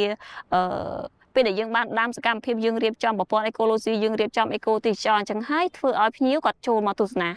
បានភ្ញៀវចូលមកអានេះវាការចំនួនមួយហើយធ្វើឲ្យកន្លែងហ្នឹងត្រូវបានអភិរក្សដោយមិនចាំបាច់យើងតលបាតញឹកញាប់ដូចមុនអានេះវាបានឆ្លើយតបហើយមួយទៀតស្ត្រីរបស់យើងគឺគាត់មានភាពក្លាហានដូចខ្ញុំនិយាយអញ្ចឹងគាត់មានភាពក្លាហានគៀងកធ្វើអីផ្លាស់ប្ដូរពីអំពើហិង្សាគាត់បានយល់ដឹងឲ្យទៅជាប្តីគាត់ហ្នឹងត្រូវបានប្រពន្ធគាត់មានសមត្ថភាពអាចធ្វើបានអីចេះវិញចាអាហ្នឹងវាបានឆ្លើយតបចាហើយនៅតំបន់ខ្ញុំចង់ចែកមួយទៀតនៅតំបន់ខ្ញុំហ្នឹងគឺជាតំបន់គេហៅថាអ្នកនេសាទអញ្ចឹងទៅប្រជាពលរដ្ឋឃើញថា 80% គឺគាត់ទៅប្រមូលផលនេសាទនៅសមុទ្រអញ្ចឹងទៅវាងាយរងគ្រោះតាក់ទងគ្រោះមហន្តរាយខ្លាំងឧទាហរណ៍ថាគាត់ទៅសមុទ្រហ្នឹងហើយត្រូវព្យុះខ្យល់ផ្គររន្ទះអីផ្សេងហ្នឹងពេលដែលក្រុមខ្ញុំផ្ទាល់បានអនុវត្តគម្រោងហ្នឹងគឺយើងដើរសັບផ្សាយនៅតាមភូមិគោលដៅទាំងអស់ហ្នឹងឲ្យគាត់ចេះ ការត្រៀមទុកមុនឧទាហរណ៍ថាត្រូវពេលជួបព្យុះខ្យល់អីត្រូវមានអោពងត្រូវធ្វើម៉េចហើយយើងបានសហការជាមួយនឹងគេហៅថាខាងខេត្តណាដែលគាត់ជាជនបកគោធ្វើគ្រប់គ្រងការគ្រោះមហន្តរាយថ្នាក់ខេត្តហ្នឹងយើងបានសហការជាមួយភូមិឃុំយើងផ្សព្វផ្សាយឲ្យរួចហើយយើងបានភ្ជាប់12ប្រព័ន្ធ12ការ4ពេលដែលប្រជានេសាទគាត់បានភ្ជាប់នៅ12ការ4ហ្នឹងត្រូវបានគាត់ចេះគាត់បានត្រូវដឹងថាត្រៀមខ្លួនត្រូវធ្វើអី 12ការ4ហើយគេបង 12ការ4គឺជាប្រព័ន្ធទូរស័ព្ទដែលគេជាប់ជាបណ្ដាញមានគណៈកម្មការគ្រប់គ្រងគ្រោះមហន្តរាយថ្នាក់ខេត្តគាត់ជាអ្នកគ្រប់គ្រងប្រព័ន្ធនឹងផ្ទាល់មានន័យថាជាប្រព័ន្ធប្រកាសឲ្យដឹងមុនតែឧទាហរណ៍ថានៅសមុទ្រអញ្ចឹងពេលដែលមានមុនពេលខ្យល់ព្យុះឬក៏ភ្លៀងធ្លាក់ខ្លាំងអីចឹងត្រូវបានប្រព័ន្ធហ្នឹងខលទៅអ្នកដែលជាប់ប្រព័ន្ធហ្នឹងដែលជាប្រជានេសាទហ្នឹងត្រូវបានខលទៅដល់អូតូខលទៅឲ្យប្រាប់ថានៅម៉ោងនេះវេលាម៉ោងនេះត្រូវមានព្យុះខ្យល់ខ្លាំងអីចឹងទៅសូមបងប្អូនប្រជានេសាទមានការប្រុងប្រយ័ត្នអាហ្នឹងណាវាមានអត្ថប្រយោជន៍ហើយពេលដែលក្រុមយើងជាបណ្ដាញស្ត្រីឆ្នាំយើងបានចុះទៅផ្សព្វផ្សាយធ្វើគាត់ដឹងពេលដែលគាត់យើងបានជំរុញឲ្យគាត់លើកទឹកចិត្តឲ្យគាត់ចុះឈ្មោះនៅក្នុងប្រព័ន្ធហ្នឹងអញ្ចឹងភាគច្រើនដូចខ្ញុំបញ្ជាក់អញ្ចឹងនៅសហគមន៍គឺ 80% ដែលគាត់ចុះសមុទ្រហើយពេលដែលគាត់ជាប់ប្រព័ន្ធហ្នឹងទៅគឺវាបានឆ្លើយតបយ៉ាងល្អប្រសើរអញ្ចឹងណាហើយយើងឃើញថានៅក្នុងខេត្តកោះកុងយើងបានសហការប្រព័ន្ធបណ្ដាញហ្នឹងតាក់ទងជាមួយនឹងជនបកគោគ្រប់គ្រងគ្រោះមហន្តរាយថ្នាក់ខេត្តហ្នឹងយ៉ាងសកម្មហើយយើងយកចិត្តទុកដាក់បំផុតអាហ្នឹងខ្ញុំគាត់ថាវាត្រូវតែចាំបាច់ហើយប្រជាបងមិនមែនត្រឹមតែអ្នកនេសាទទេខ្ញុំលើកទឹកចិត្តឲ្យបងប្អូនយើងទូទាំងប្រទេសទាំងអស់ហ្នឹងគឺគាត់ត្រូវតែជាប់ប្រព័ន្ធហ្នឹងព្រោះវាបានឆ្លើយតបយ៉ាងខ្លាំងមានន័យថាអាចជួយកាត់បន្ថយនៃភាពងាយរងគ្រោះដល់យើងគ្រប់រូបហ្នឹងជួយបងមានសង្កេតឃើញថាដោយសារបងនិយាយថាស្ត្រីនៅក្នុងភូមិច្រើនមែនតើដែលគាត់ចាត់ទុកបងជា idol តាមពិតខ្ញុំក៏ចាត់ទុកបងជា idol ម្នាក់ដែរអញ្ចឹងណាតែចាបងអត់ទេនិយាយមែនសង្ស័យបងធាលីក៏ចឹងដែរខ្ញុំហ្នឹងឯងតែបងឃើញថាស្ត្រីដែលគាត់អូខេគាត់ចូលរួមសកម្មភាពមួយបងហើយតែគាត់បានទៅជំរុញលើកទឹកចិត្តស្ត្រីផ្សេងទៀតឲ្យមានការចូលរួមឬក៏យល់ដឹងបន្ថែមតាក់ទងជាមួយនឹងសកម្មភាពនឹងដែរអត់ទេដោយពួកគាត់ធ្វើជាមួយនឹងបងអីចឹងណាខ្ញុំតាមសង្កេតកន្លងមកគឺគាត់បានចែករំលែកច្រើនពួកខ្ញុំថាអត់ប្រកាន់ថាតើតែបណ្ដាញខ្ញុំឬក៏ជាសមាជិកឬក៏នៅក្នុងសហគមន៍ទេខ្ញុំបោកចិត្តទៅលើឲ្យគាត់ផ្សព្វផ្សាយឲ្យគាត់អនុវត្តផ្ទាល់ហើយកន្លងមកយើងឃើញថាគាត់អាចបានមិនត្រឹមតែគាត់អាចដូចខ្ញុំថាគាត់ផ្លាស់ប្ដូរមានភាពក្លាហានជាងមុនគាត់អាចគៀងគរមូលដ្ឋានអាចរៀបចំសិក្ខាសាលាអាចរៀបចំវគ្គបណ្ដុះបណ្ដាលអាចធ្វើអីមួយបានហើយគាត់អាចផ្សព្វផ្សាយចែករំលែកទៀតពីមុនមកខ្ញុំនិយាយថាពួកគាត់ថាសំបីតែនិយាយថាអ្វីទៅអាកាសធាតុអ្វីទៅធាតុអាកាសគាត់អត់ទាំងដឹងផងឥឡូវគាត់ថាដូចគ្នាទៅអត់ហ្មងឥឡូវទៅសួរពីខ្ញុំនេះគាត់គឺគាត់បកស្រាយបានសង្កប់គ្នាហ្នឹងហើយអានេះឯងគឺជាអ្វីដែលខ្ញុំមានមោទនភាពហើយគាត់អាចសម្រាប់អីពីមុនគាត់ចេះទុកដាក់ឥឡូវហើយគាត់អាចចូលរួមបានទន្ទឹមនឹងពេលដែលខ្ញុំរៀបចំជាមួយសហគមន៍ពួកសហគមន៍យើងមានជ្រុនយើងអាចចង់ជាបណ្ដាញនៅក្នុងនោះក៏មានស្ត្រីជាច្រើនហើយក៏ជាសមាជិកយើងនៅគ្រប់សហគមន៍ទាំងអស់អញ្ចឹងគាត់រៀបធ្វើសកម្មភាពនឹងពេលដែលគាត់ដាំកង្កាងឬក៏គាត់ធ្វើសកម្មភាពអីមួយគាត់ចេះសហការគ្នាតាក់ទងគ្នាដើម្បីទៅធ្វើរឿងហ្នឹងអានឹងឯងគឺជាដែលជាផ្នត់កំណត់នៅក្នុងសហគមន៍បានធ្វើកន្លងមកសកម្មហ្មងស្ត្រីចាបងមួយដូចបងភាគច្រើនបងធ្វើការមួយស្ត្រីអញ្ចឹងខ្ញុំចង់ដឹងតើស្ត្រីដែលគាត់ចូលរួមមួយបងឧទាហរណ៍ថាគាត់មានកូនមានក្មួយដែលជាស្ត្រីដែរតើគាត់យល់ឃើញយ៉ាងណាដែរពីសកម្មភាពទាំងអស់ហ្នឹងហើយគាត់បានចូលរួមដែរអត់ខ្ញុំឃើញថាគាត់ដូចខ្ញុំបញ្ជាក់ដល់ចឹងគាត់គឺទន្ទឹមនឹងគាត់ធ្វើខ្លួនឯងគាត់ហើយគាត់មានមោទនភាពទៀតណាគាត់ថាគាត់អាចធ្វើបានហើយក៏គាត់ជំរុញឲ្យកូនគាត់ដូចបណ្ដាខ្ញុំអីមិនថាត្រឹមតែកូនទេគាត់ឲ្យទាំងចៅគាត់ទៅចូលរួមសកម្មភាពទៀតអូពេលខ្លះមកអញ្ចឹងយកកូនយកចៅមកជាមួយអញ្ចឹងហ្នឹងហើយឃើញនៅក្នុងរូបភាពអាហ្នឹងចូលមកក្នុងរូបភាពអីប៉ុន្តែឧទាហរណ៍ថាវគ្គសិក្ខាសាលាឬក៏អីផ្សេងៗគាត់តែជំរុញឲ្យចៅគាត់កូនគាត់មកចូលរួមជាមួយយើងហ្នឹងណាហើយដូចយើងធ្វើកន្លងមកយើងធ្វើមិនមែនត្រឹមតែមួយក្រុមយើងទេយើងធ្វើនៅសាលារៀនអាចនៅថ្នាក់បឋមនិងថ្នាក់អនុវិទ្យាល័យអញ្ចឹងយើងមានទាំងក្មេងៗកុមារតូចៗហ្នឹងគាត់ចូលរួមហើយនៅអនុវិទ្យាល័យខ្ញុំក៏ជំរុញឲ្យគាត់ឲ្យគៀងគរគាត់ទៅចូលរួមដាំកង្កាទៅច្រកដីបណ្ដុះកូនកង្កាសកម្មភាពទាំងអស់ហ្នឹងណាដែល ដែលគាត់ជាឪពុកម្ដាយនេះគាត់គិតថាកូនគាត់អាចធ្វើការងារសង្គមបានថ្ងៃហ្នឹងគាត់ទៅថតទៅធ្វើការងារទាំងអស់ហ្នឹងត្រូវបានផុសនៅលើបណ្ដាញសង្គមត្រូវបានអង្គការសង្គមស៊ីវិលទៅចូលរួមត្រូវបានចាស់ជំនួយជាជនជាតិបរទេសអីចឹងគាត់ថតរូបជាមួយត្រូវបានផុសនៅក្នុង social media ហើយទាំងអស់ហ្នឹងគាត់មានមោទនភាពថាកូនគាត់ចៅគាត់អាចធ្វើបានមិនថាគាត់ជាកុមារឬក៏ជាស្ត្រីតែគាត់អាចសកម្មបានហើយឥឡូវគឺយើងនៅក្នុងសហគមន៍យើងនិយាយថាពីមុនផ្សេងតែឥឡូវអាចគាត់ចេះតស៊ូមតិខ្លួនឯងគាត់ជាកុមារជាស្ត្រីគាត់ជាស្ត្រីគឺគាត់ត្រូវតែតស៊ូមតិគាត់ត្រូវតែចូលរួមបង្ហាញពីសមត្ថភាពគាត់ហ្នឹងខ្ញុំឃើញថាលេចធ្លោគាត់អាចធ្វើបានពេលខ្លះអត់មានជំនាញអត់មានចំណេះប៉ុន្តែគាត់ត្រូវខំប្រឹងខ្លួនឯងគាត់បញ្ចេញសមត្ថភាពឲ្យគេឃើញខ្ញុំព្យាយាមណាអាហ្នឹងអ្វីដែលខ្ញុំសង្កេតឃើញចាពេលខ្លះគាត់អត់មានជំនាញចំណេះប៉ុន្តែគាត់មានស្មារតីហើយនឹងការតាំងចិត្តណាក្នុងការរៀនសូត្រពីអានឹងបន្ថែមចុះបងភេលីមានអីបន្ថែមទេចាសម្រាប់ខ្ញុំចង់បន្ថែមទៅលើចំណុចថាតើការចូលរួមរបស់ស្ត្រីហ្នឹងគាត់អាចថាជំរុញនៅស្ត្រីគ្នាឯងដោយរបៀបណាអញ្ចឹងដូចខ្ញុំបានចែកម្លែកមុននឹងដែរថាគាត់ជំរុញសកម្មភាពបន្ថែមនៅក្នុងសហគមន៍របស់គាត់ដែលវាឲ្យយើងមើលឃើញថា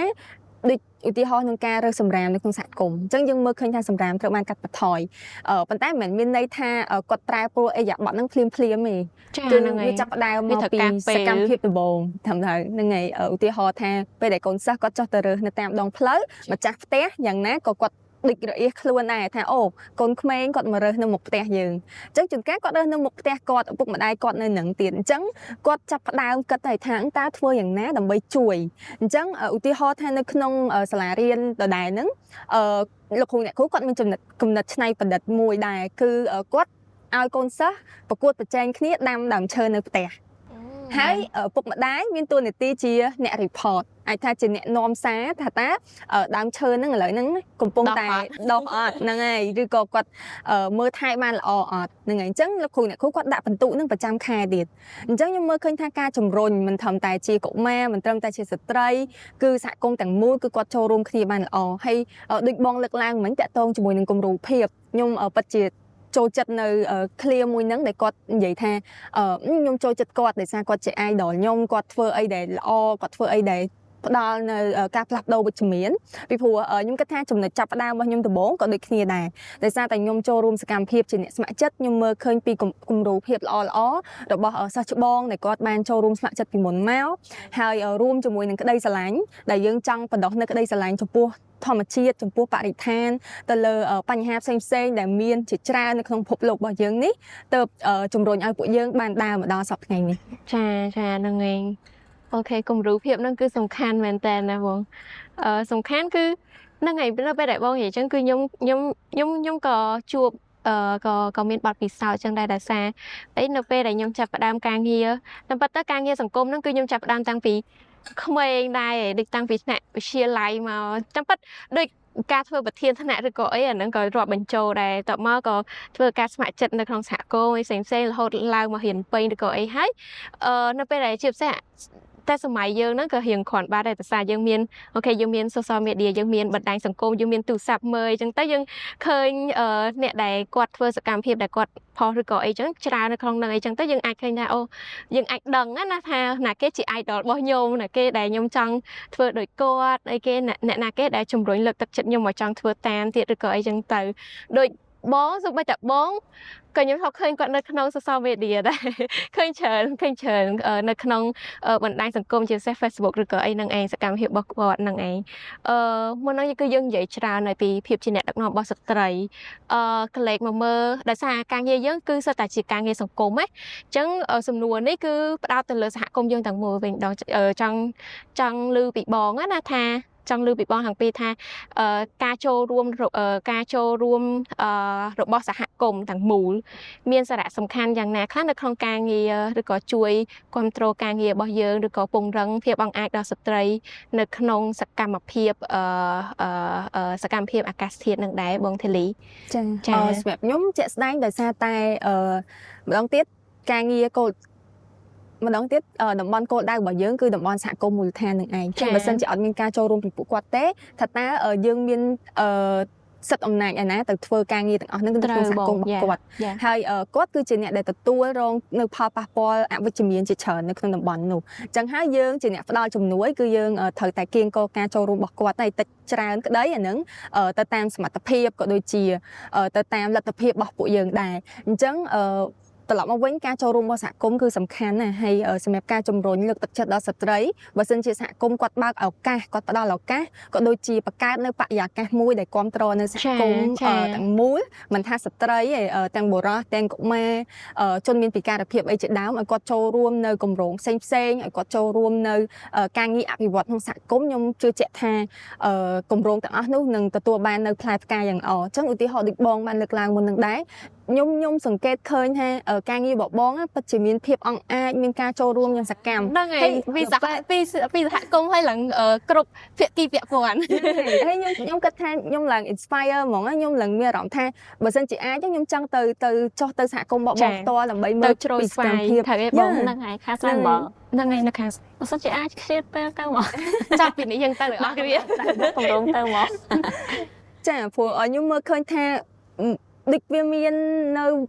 អតិពលវិជ្ជមានណាដូចខ្ញុំលើកឡើងមុនហ្នឹងពីបរិយាកាសពីការគ្រប់គ្រងពីការឲ្យឱកាសហ្នឹងខ្ញុំគិតថាហ្នឹងសំខាន់ណាស់វាដូចជាជីដែលយើងដាក់ទៅលើគ្រាប់ពូជដើម្បីឲ្យដុះបើសិនជាយើងមានជីអត់មានដីដែលមានជីជាតិល្អទេគឺគ្រាប់ពូជល្អប៉ុណ្ណាក៏វាអាចដុះបានដែរចានឹងឯងសំខាន់ពីការចូលរួមរបស់សហគមន៍យើងដែរថាគាត់ផ្ដល់ឱកាសឲ្យស្ត្រីផ្ដល់ភាពងាយស្រួលឲ្យស្ត្រីក្នុងការចូលរួមអត់ឬក៏អីអត់ដូចបងនិយាយចឹងពេលខ្លះមិនមែនដូចស្ត្រីមកចូលរួមគាត់អត់និយាយអីហ្នឹងក៏មិនដោយសារគាត់អត់មានភាពក្លាហានទេតែវាគាត់ដោយសារតែអីគេបរិវេណឬក៏បរិយាកាសនៅជុំវិញហ្នឹងវាអត់អំណោយផលឲ្យគាត់និយាយឬក៏អីធ្វើឲ្យគាត់អត់មានភាពក្លាហានណាខាងលោកគាត់ចូលរួមជាមួយបងទៅគាត់មានភាពងាយស្រួលក្នុងការនិយាយគាត់មានភាពជឿជាក់ក្នុងការចែករំលែកឬក៏អីចឹងទៅបានធ្វើឲ្យគាត់កាន់តែមានភាពជឿជាក់ក្នុងការដឹកនាំសកម្មភាពអីផ្សេងទៀតបងគិតចឹងឯងពេលដំបូងផុតខ្ញុំនិយាយថាគាត់ថាបើខ្ញុំអត់ធ្វើក៏អត់ធ្វើទេហើយដំបូងផុតគ្រាន់តែបើគាត់និយាយអីគាត់ធ្វើអីគាត់ជាអ្នកសម្របសម្រួលបានប៉ុន្តែតើតែខ្ញុំទៅអង្គុយមើលមុខគាត់ឧទាហរណ៍អញ្ចឹងណាដំបូងជាកម្លាំងចិត្តទេអាហ្នឹងជាដំបូងហើយខ្ញុំតាំងតែគាត់ថាអាហ្នឹងយើងមានន័យថាទូតាតែយើងនៅមកគាត់អញ្ចឹងវាអត់មានភាពខ្លាំងទេហើយខ្ញុំបង្ហាញទៅថាខ្ញុំអត់មានផ្ដោតសង្ឃឹមដល់គាត់ថាគាត់អាចធ្វើបានខ្លាំងឯងប៉ុន្តែរហូតតែពេលខ្ញុំបដ ாய் ប៉ុន្តែគាត់អាចធ្វើបានល្អនៅពេលដែលគ្មានយើងពាក្យដំបូងដែលខ្ញុំចាញ់បោកចង់និយាយថាចាប់ពាក្យចាញ់បោកដែលគាត់បញ្ជូយើងណាគាត់និយាយថាបើសិនជាអត់យើងគាត់អត់ធ្វើការតែគាត់ឈប់អាពាក្យហ្នឹងណាអាហ្នឹងគាត់ពាក្យតែគាត់លើកទឹកចិត្តយើងទេធៀបពិតទៅពេលដែលគ្មានយើងគាត់ប្រកែកជាងទៀតគាត់ប្រកែកទៀតគាត់អាចគៀងកោបានគាត់អាចធ្វើបានល្អទាំងអស់ហ្នឹងដែលខ្ញុំគាត់ថាអានេះគឺជាយើងមិនបាច់ធ្វើចរិតតួឯកទេយើងធ្វើបង្កើតតួឯកក៏បានច្រើននៅក្នុងពេលតែមួយហ្នឹងព្រោះយើងជីវិតយើងអត់មានរណភាពទេមិនដឹងថាយើងថ្ងៃស្អែកឬម៉ោងក្រោយហ្នឹងទេត្រូវបាត់បង់ឬក៏ត្រូវអត់មាននៅទិដ្ឋិទេតែសំខាន់យើងត្រូវបានបណ្ដុះពួកគាត់ឲ្យមានភាពក្លាហានដែលអត់ពីយើងទៅគាត់អាចធ្វើអ្វីដែលជាយើងបានជំនួសយើងអាហ្នឹងហ្នឹងបានមានទិដ្ឋិវាមាននិរន្តរភាពមានចីរភាពដូចបងនិយាយអញ្ចឹងចាប់បាច់មិនចាប់បាច់ធ្វើតួឯងតែបងនៅតែជា idol ពួកគាត់អញ្ចឹងនៅតែជាគំរូភាពរបស់ពួកគាត់អញ្ចឹងតែអាចនឹងឥឡូវនេះបងក៏ចាត់ទុកគាត់ជា idol របស់បងវិញដែរថាត្រូវអត់ចាព្រោះខ្ញុំពេលដែលតើធ្វើអីមួយសកម្មភាពមួយខ្ញុំអត់ស្ដាប់អ្នកផ្សេងដែលជាម្ចាស់ជំនួយឬក៏ម្ចាស់គម្រោងឬក៏ខាងគាត់ជាអ្នកមានលុយមានអំណាចអីទេឬក៏ជាអ្នកមានតួនាទីអីនៅក្នុងគុំឃុំទេខ្ញុំស្ដាប់គាត់តម្រូវការរបស់គាត់ចង់បានអីផលលំបាកគាត់អីគេគាត់អាហ្នឹងវាជាការចង់បានរបស់គាត់ជាការឆ្លើយតបដែលគាត់ជាជាក់ស្ដែងទេបើគ្រាន់តែជាគោលការណ៍នៅលើกระดาษឬគ្រាន់ជាគម្រោងដែលចេញមកល្អទៅមើលតើវាបានឆ្លើយតបគាត់អត់គាត់សប្បាយចិត្តទេបើគាត់អូខេ 70% ឬក៏80% អាហ្នឹងខ្ញុំតាមគាត់ខ្ញុំអត់សំខាន់ថាខ្ញុំបើសិនតែខ្ញុំធ្វើតាមគាត់ត្រូវខ្ញុំអស់តំណែងទៅតែអស់ប្រធានឬក៏ខ្ញុំទៅធ្វើអីផ្សេងអត់ខ្វល់ខ្ញុំអត់ខ្វល់សំខាន់ខ្ញុំទៅជាស្អីអីចាស់ប៉ុន្តែគោលដៅគោលចំហរបស់គាត់ត្រូវតែខ្លាំងហើយត្រូវតែនៅរក្សាគោលចំហបែបហ្នឹងអាហ្នឹងអ្វីដែលខ្ញុំធ្វើខ្ញុំអត់ចង់ធ្វើលក្ខណៈពេលដែលខ្ញុំគៀងកោសហគមន៍ធ្វើអីមួយខ្ញុំអសាងាកក្រោយមើលខ្ញុំអត់មើលទៅមុខទេខ្ញុំបារម្ភបំផុតហ្នឹងមានន័យថាពេលដែលខ្ញុំអត់ថាយើងគៀងកោគេហើយដំបូងល្អពេលចុងក្រោយមើលទៅឃើញនៅសល់ពី3នាក់ពីក្រោយដំបូង100នាក់ខ្ញុំអត់ចង់បានបែបហ្នឹងទេ ចាបងអាចដែរតែពេលខ្លះពី3នាក់ខ្លឹមដែរណា តែវាយូរទៅវាអាចអស់ហើយវាអត់មានប្រសិទ្ធភាពទេព្រោះយើងធ្វើការគៀងគោការតស៊ូមតិក៏ដូចផ្សេងអញ្ចឹងបើយើងបាត់សម្លេងស្មើនឹងយើងអត់មានប្រសិទ្ធភាពទៀតទេយើងត្រូវតែច្រើនទៅការឡើងបង្កើនស្មារតីនឹងព្រោះប្រជាពលរដ្ឋយើងមិនមែនតិចហើយផលរងគ្រោះ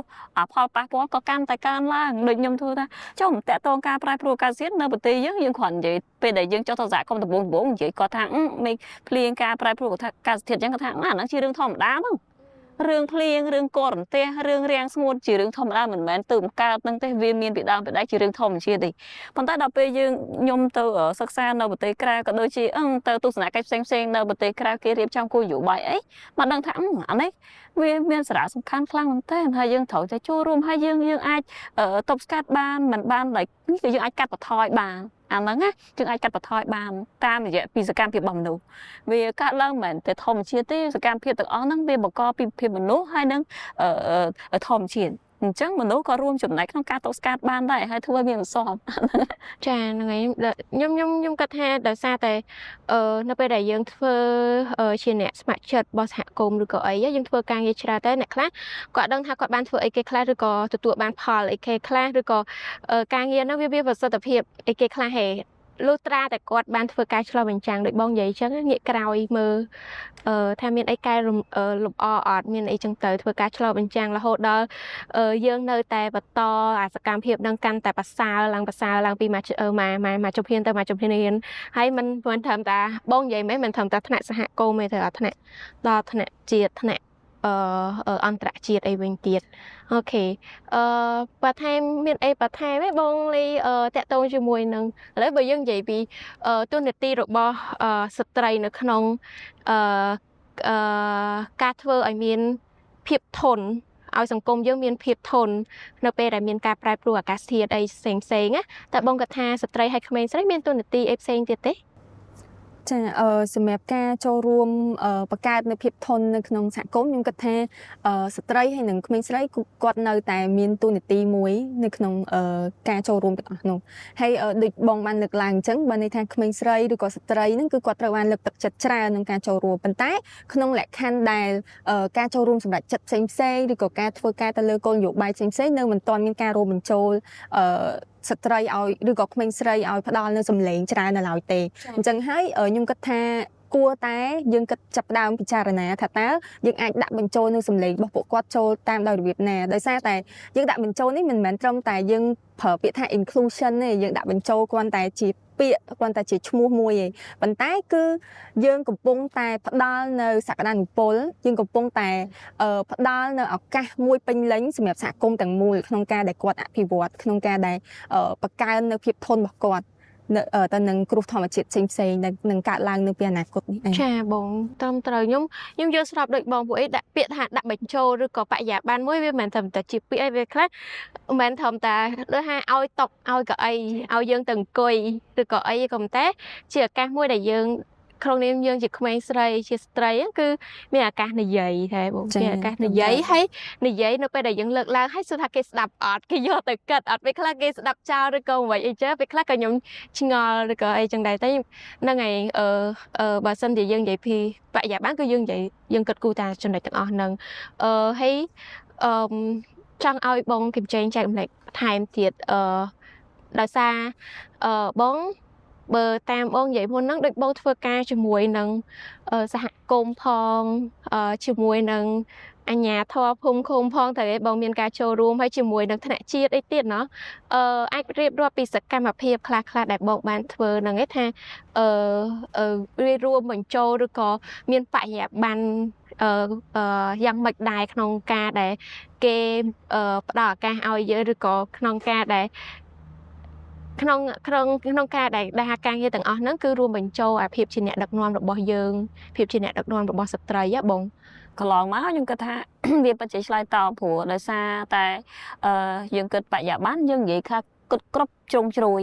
អត់បានផាត់អាណាចោលម្នាក់ដែលជាជនងាយរងគ្រោះនៅក្នុងបរិបទហ្នឹងទេចាហើយការងារខ្ញុំធ្វើកន្លងមកគឺយើងធ្វើគ្រប់ជំនាញគ្រប់វិស័យទាំងអស់មិនថាវិស័យអប់រំ វិស័យថាបានថ្នាក់ជាតិថ្នាក់ឃុំនិងរហូតដល់អន្តរជាតិទៀតអញ្ចឹងយើងបានគាត់ថាវាពិតជាបានឆ្លើយតបយ៉ាងល្អហើយអត់ខ្វះបានហើយស្ត្រីនៅខាងខ្ញុំគាត់មានភាពខ្លាំងដែលអាចឆ្លើយតបដូចខ្ញុំតែងតែនិយាយពាក្យថាអត់ចង់ឲ្យតែមាននៅក្នុងគោលនយោបាយទេចង់ឲ្យមានការផ្លាស់ប្ដូរពិតៗហើយដូចពេលដែលខ្ញុំអង្គុយជជែកគ្នាខ្ញុំនិយាយថាសាមញ្ញអញ្ចឹងតាក់ទងយេនដែរនៅក្នុងសាលារៀនគាត់ថាចង់បានស្ត្រីចូលរួមជាគ្រូបរិញ្ញាប៉ុន្តែគាត់អត់បានប្រកបតែបរិយាបានថាស្ត្រីចូលមកនោះគ្រាន់ដូចតែគ្រូថាគ្រាន់តែបានកៅអីណាគាត់ថាបើបានគ្រូស្រីចូលមកគឺបានកាត់បន្ថយការងារគ្រូប្រុសជាច្រើនបរិសុទ្ធជាច្រើនជួយសម្រាប់ហ្នឹងហើយវាទៅជាអញ្ចឹងគាត់ថាពេលរៀបចំកម្មវិធីទៅបានគ្រូស្រីទៅគឺបានរៀបចំចានឆ្នាំងបាយទឹកម្ហូបអាហារគិតគូរអញ្ចឹងទៅហើយមួយទៀតនៅពេលដែលនេះសុំកាត់បងតិចដោយសារពេលខ្លះនៅពេលដែលគេនិយាយតែគេមួយចំនួនណានៅពេលដែលនិយាយថា gender គឺគាត់ថា gender ហ្នឹងគឺស្ត្រីឬក៏ការងារហ្នឹងគឺដើម្បីតែស្ត្រីឯងឬក៏នៅពេលដែលយើងនិយាយថា gender គឺគាត់ដាក់ស្ត្រីមកទាំងអស់ហ្មងតែពិត gender ទាំងស្ត្រីទាំងបុរសទាំងក្រុមអ្នកស្រឡាញ់ភេទដូចគ្នាទាំងអីអញ្ចឹងអាហ្នឹងមកយើងហៅថាបរិយាបានទៅបងដល់ពេលដូចបងនិយាយចុះពេលខ្លះយើងនិយាយ gender តែគាត់ដាក់ឲ្យតែស្ត្រីមកសួរថាបើមានការចូលរួមពីស្ត្រីអត់មានអ្នកផ្សេងទៀតសួរថាជោគជ័យអត់ហ្នឹងហើយចាបងនឹងឯងគាត់ចង់ថែប៉ុណ្ណឹង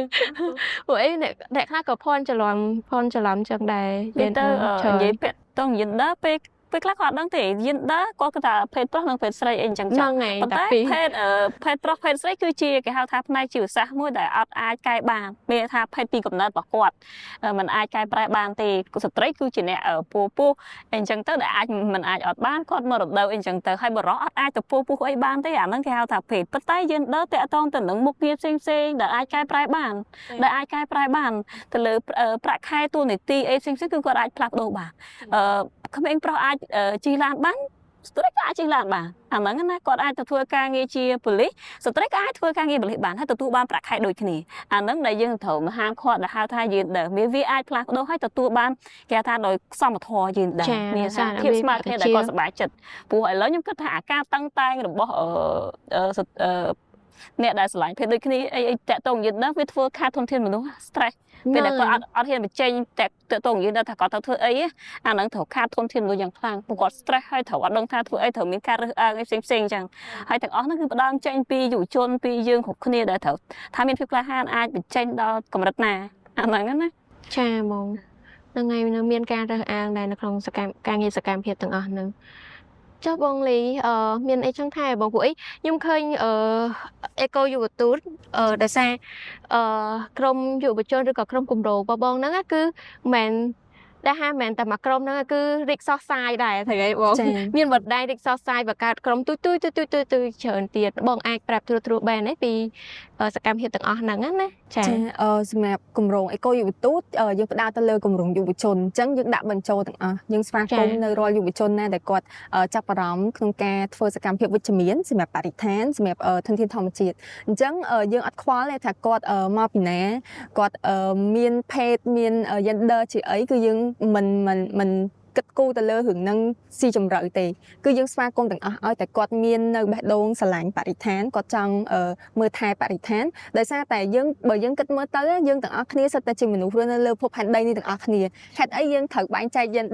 gender នេះអាចធ្វើរឿងបរិស្ថានបាន gender នោះមិនអាចធ្វើបានអញ្ចឹងខ្ញុំគិតថារឿងហ្នឹងគឺគួរតែមិនត្រូវបានកើតឡើងទេបើន័យថាយើងធ្វើការងារអីក៏ដោយគឺយើងគួរតែផ្ដោតទៅលើសមត្ថភាពទៅលើការតាំងចិត្តទៅលើស្មារតីរបស់ពួកគាត់ជាជាង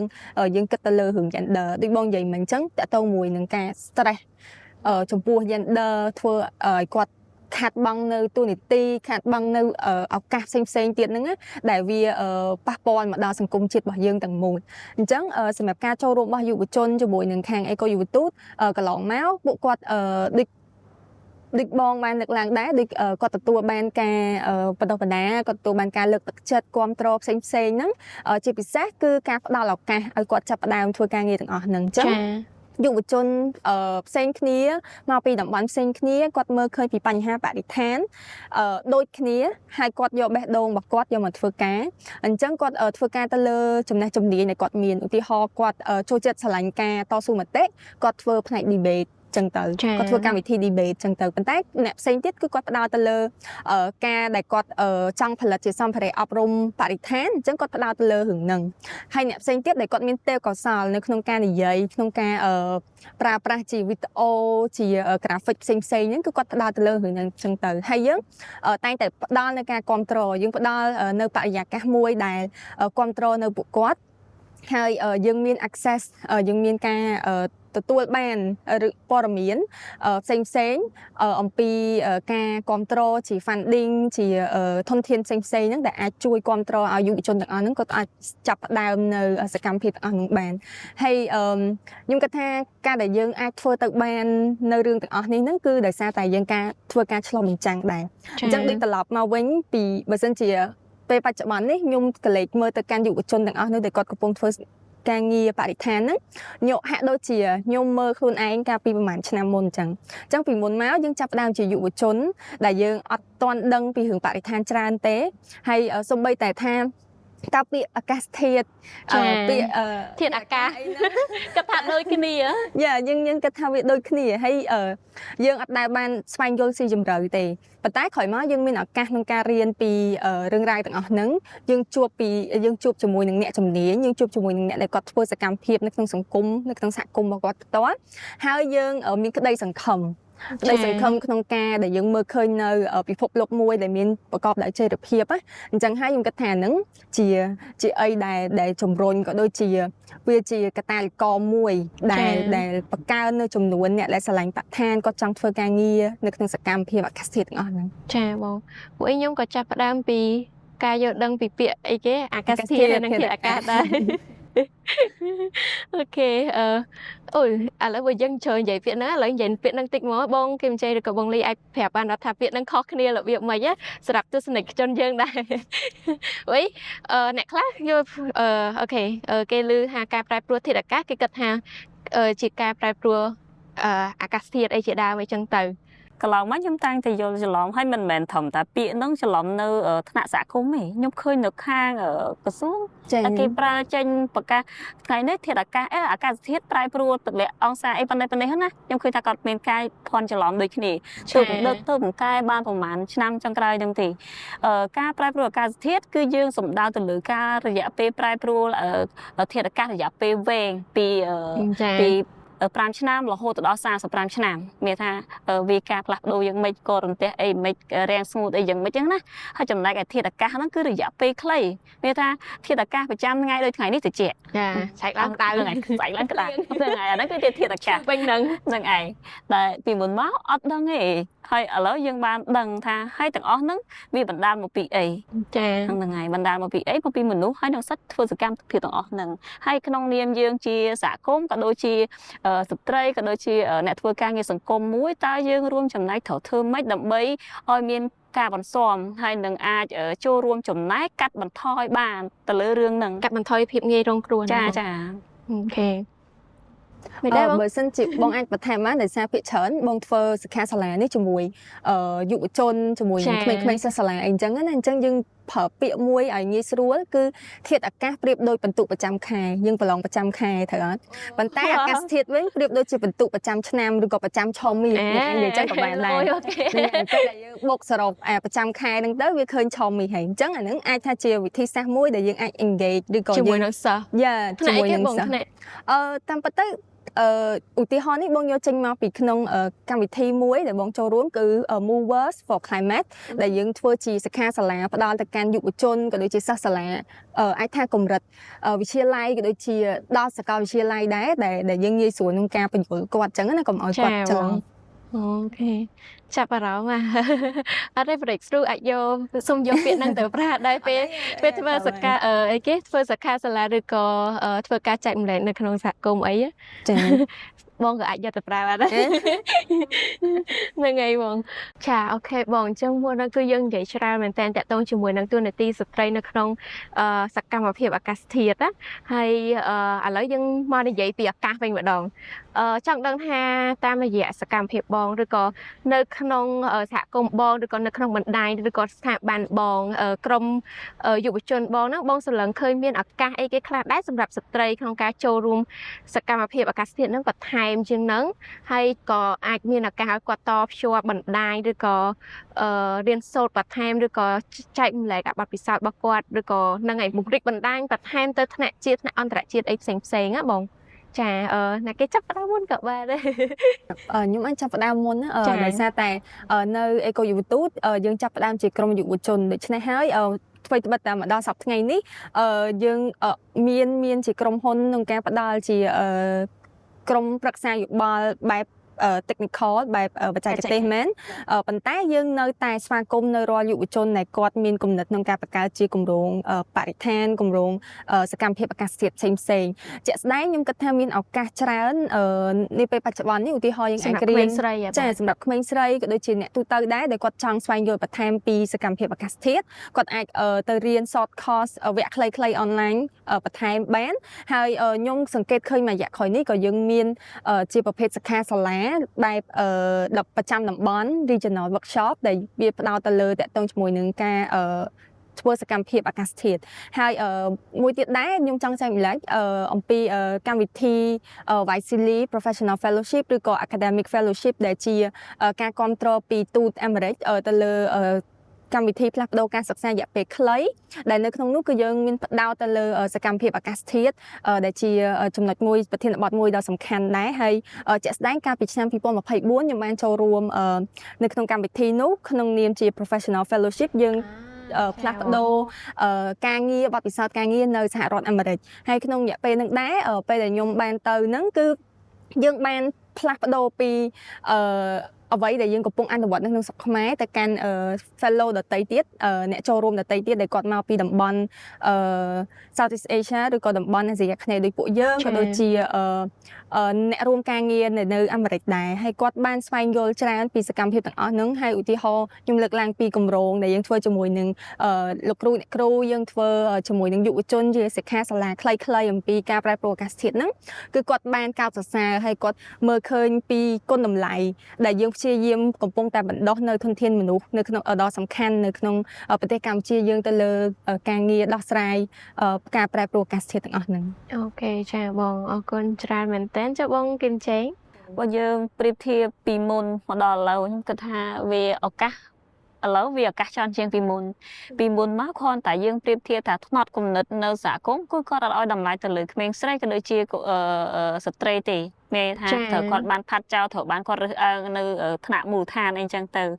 ឡូវគឺថានៅក្នុងស្ថាប័នមួយក៏ដូចជាស្ថាប័នផ្សេងៗគឺបានលើកកម្ពស់ច្រើនទោះបីមាន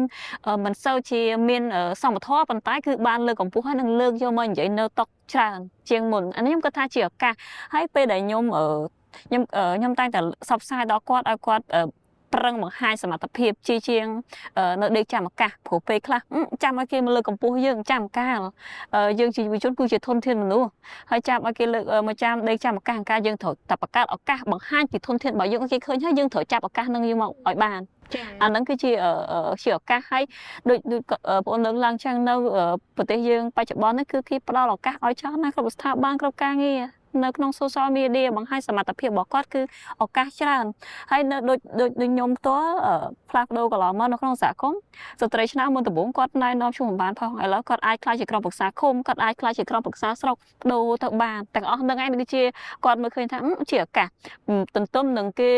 យកគោលនយោបាយហ្នឹងយកមកនិយាយហើយគេលើកកម្ពស់ហើយយើងត្រូវតែចាប់ឱកាសហ្នឹងដើម្បីបង្ហាញសមត្ថភាពហើយបញ្ចេញសមត្ថភាពធ្វើបានខ្ញុំគិតថាឱកាសច្រើនជាងពីមុនហើយឱកាសច្រើនហើយខ្ញុំអត់ដឹងថាតាមផ្លូវច្រកណាខ្លះតែគ្រាន់ដឹងថាវាច្រើនអញ្ចឹងហើយខ្ញុំគិតថាក្មេងស្រីក៏ដូចជាកុមារីគាត់អាចប្រើសិទ្ធិផងគាត់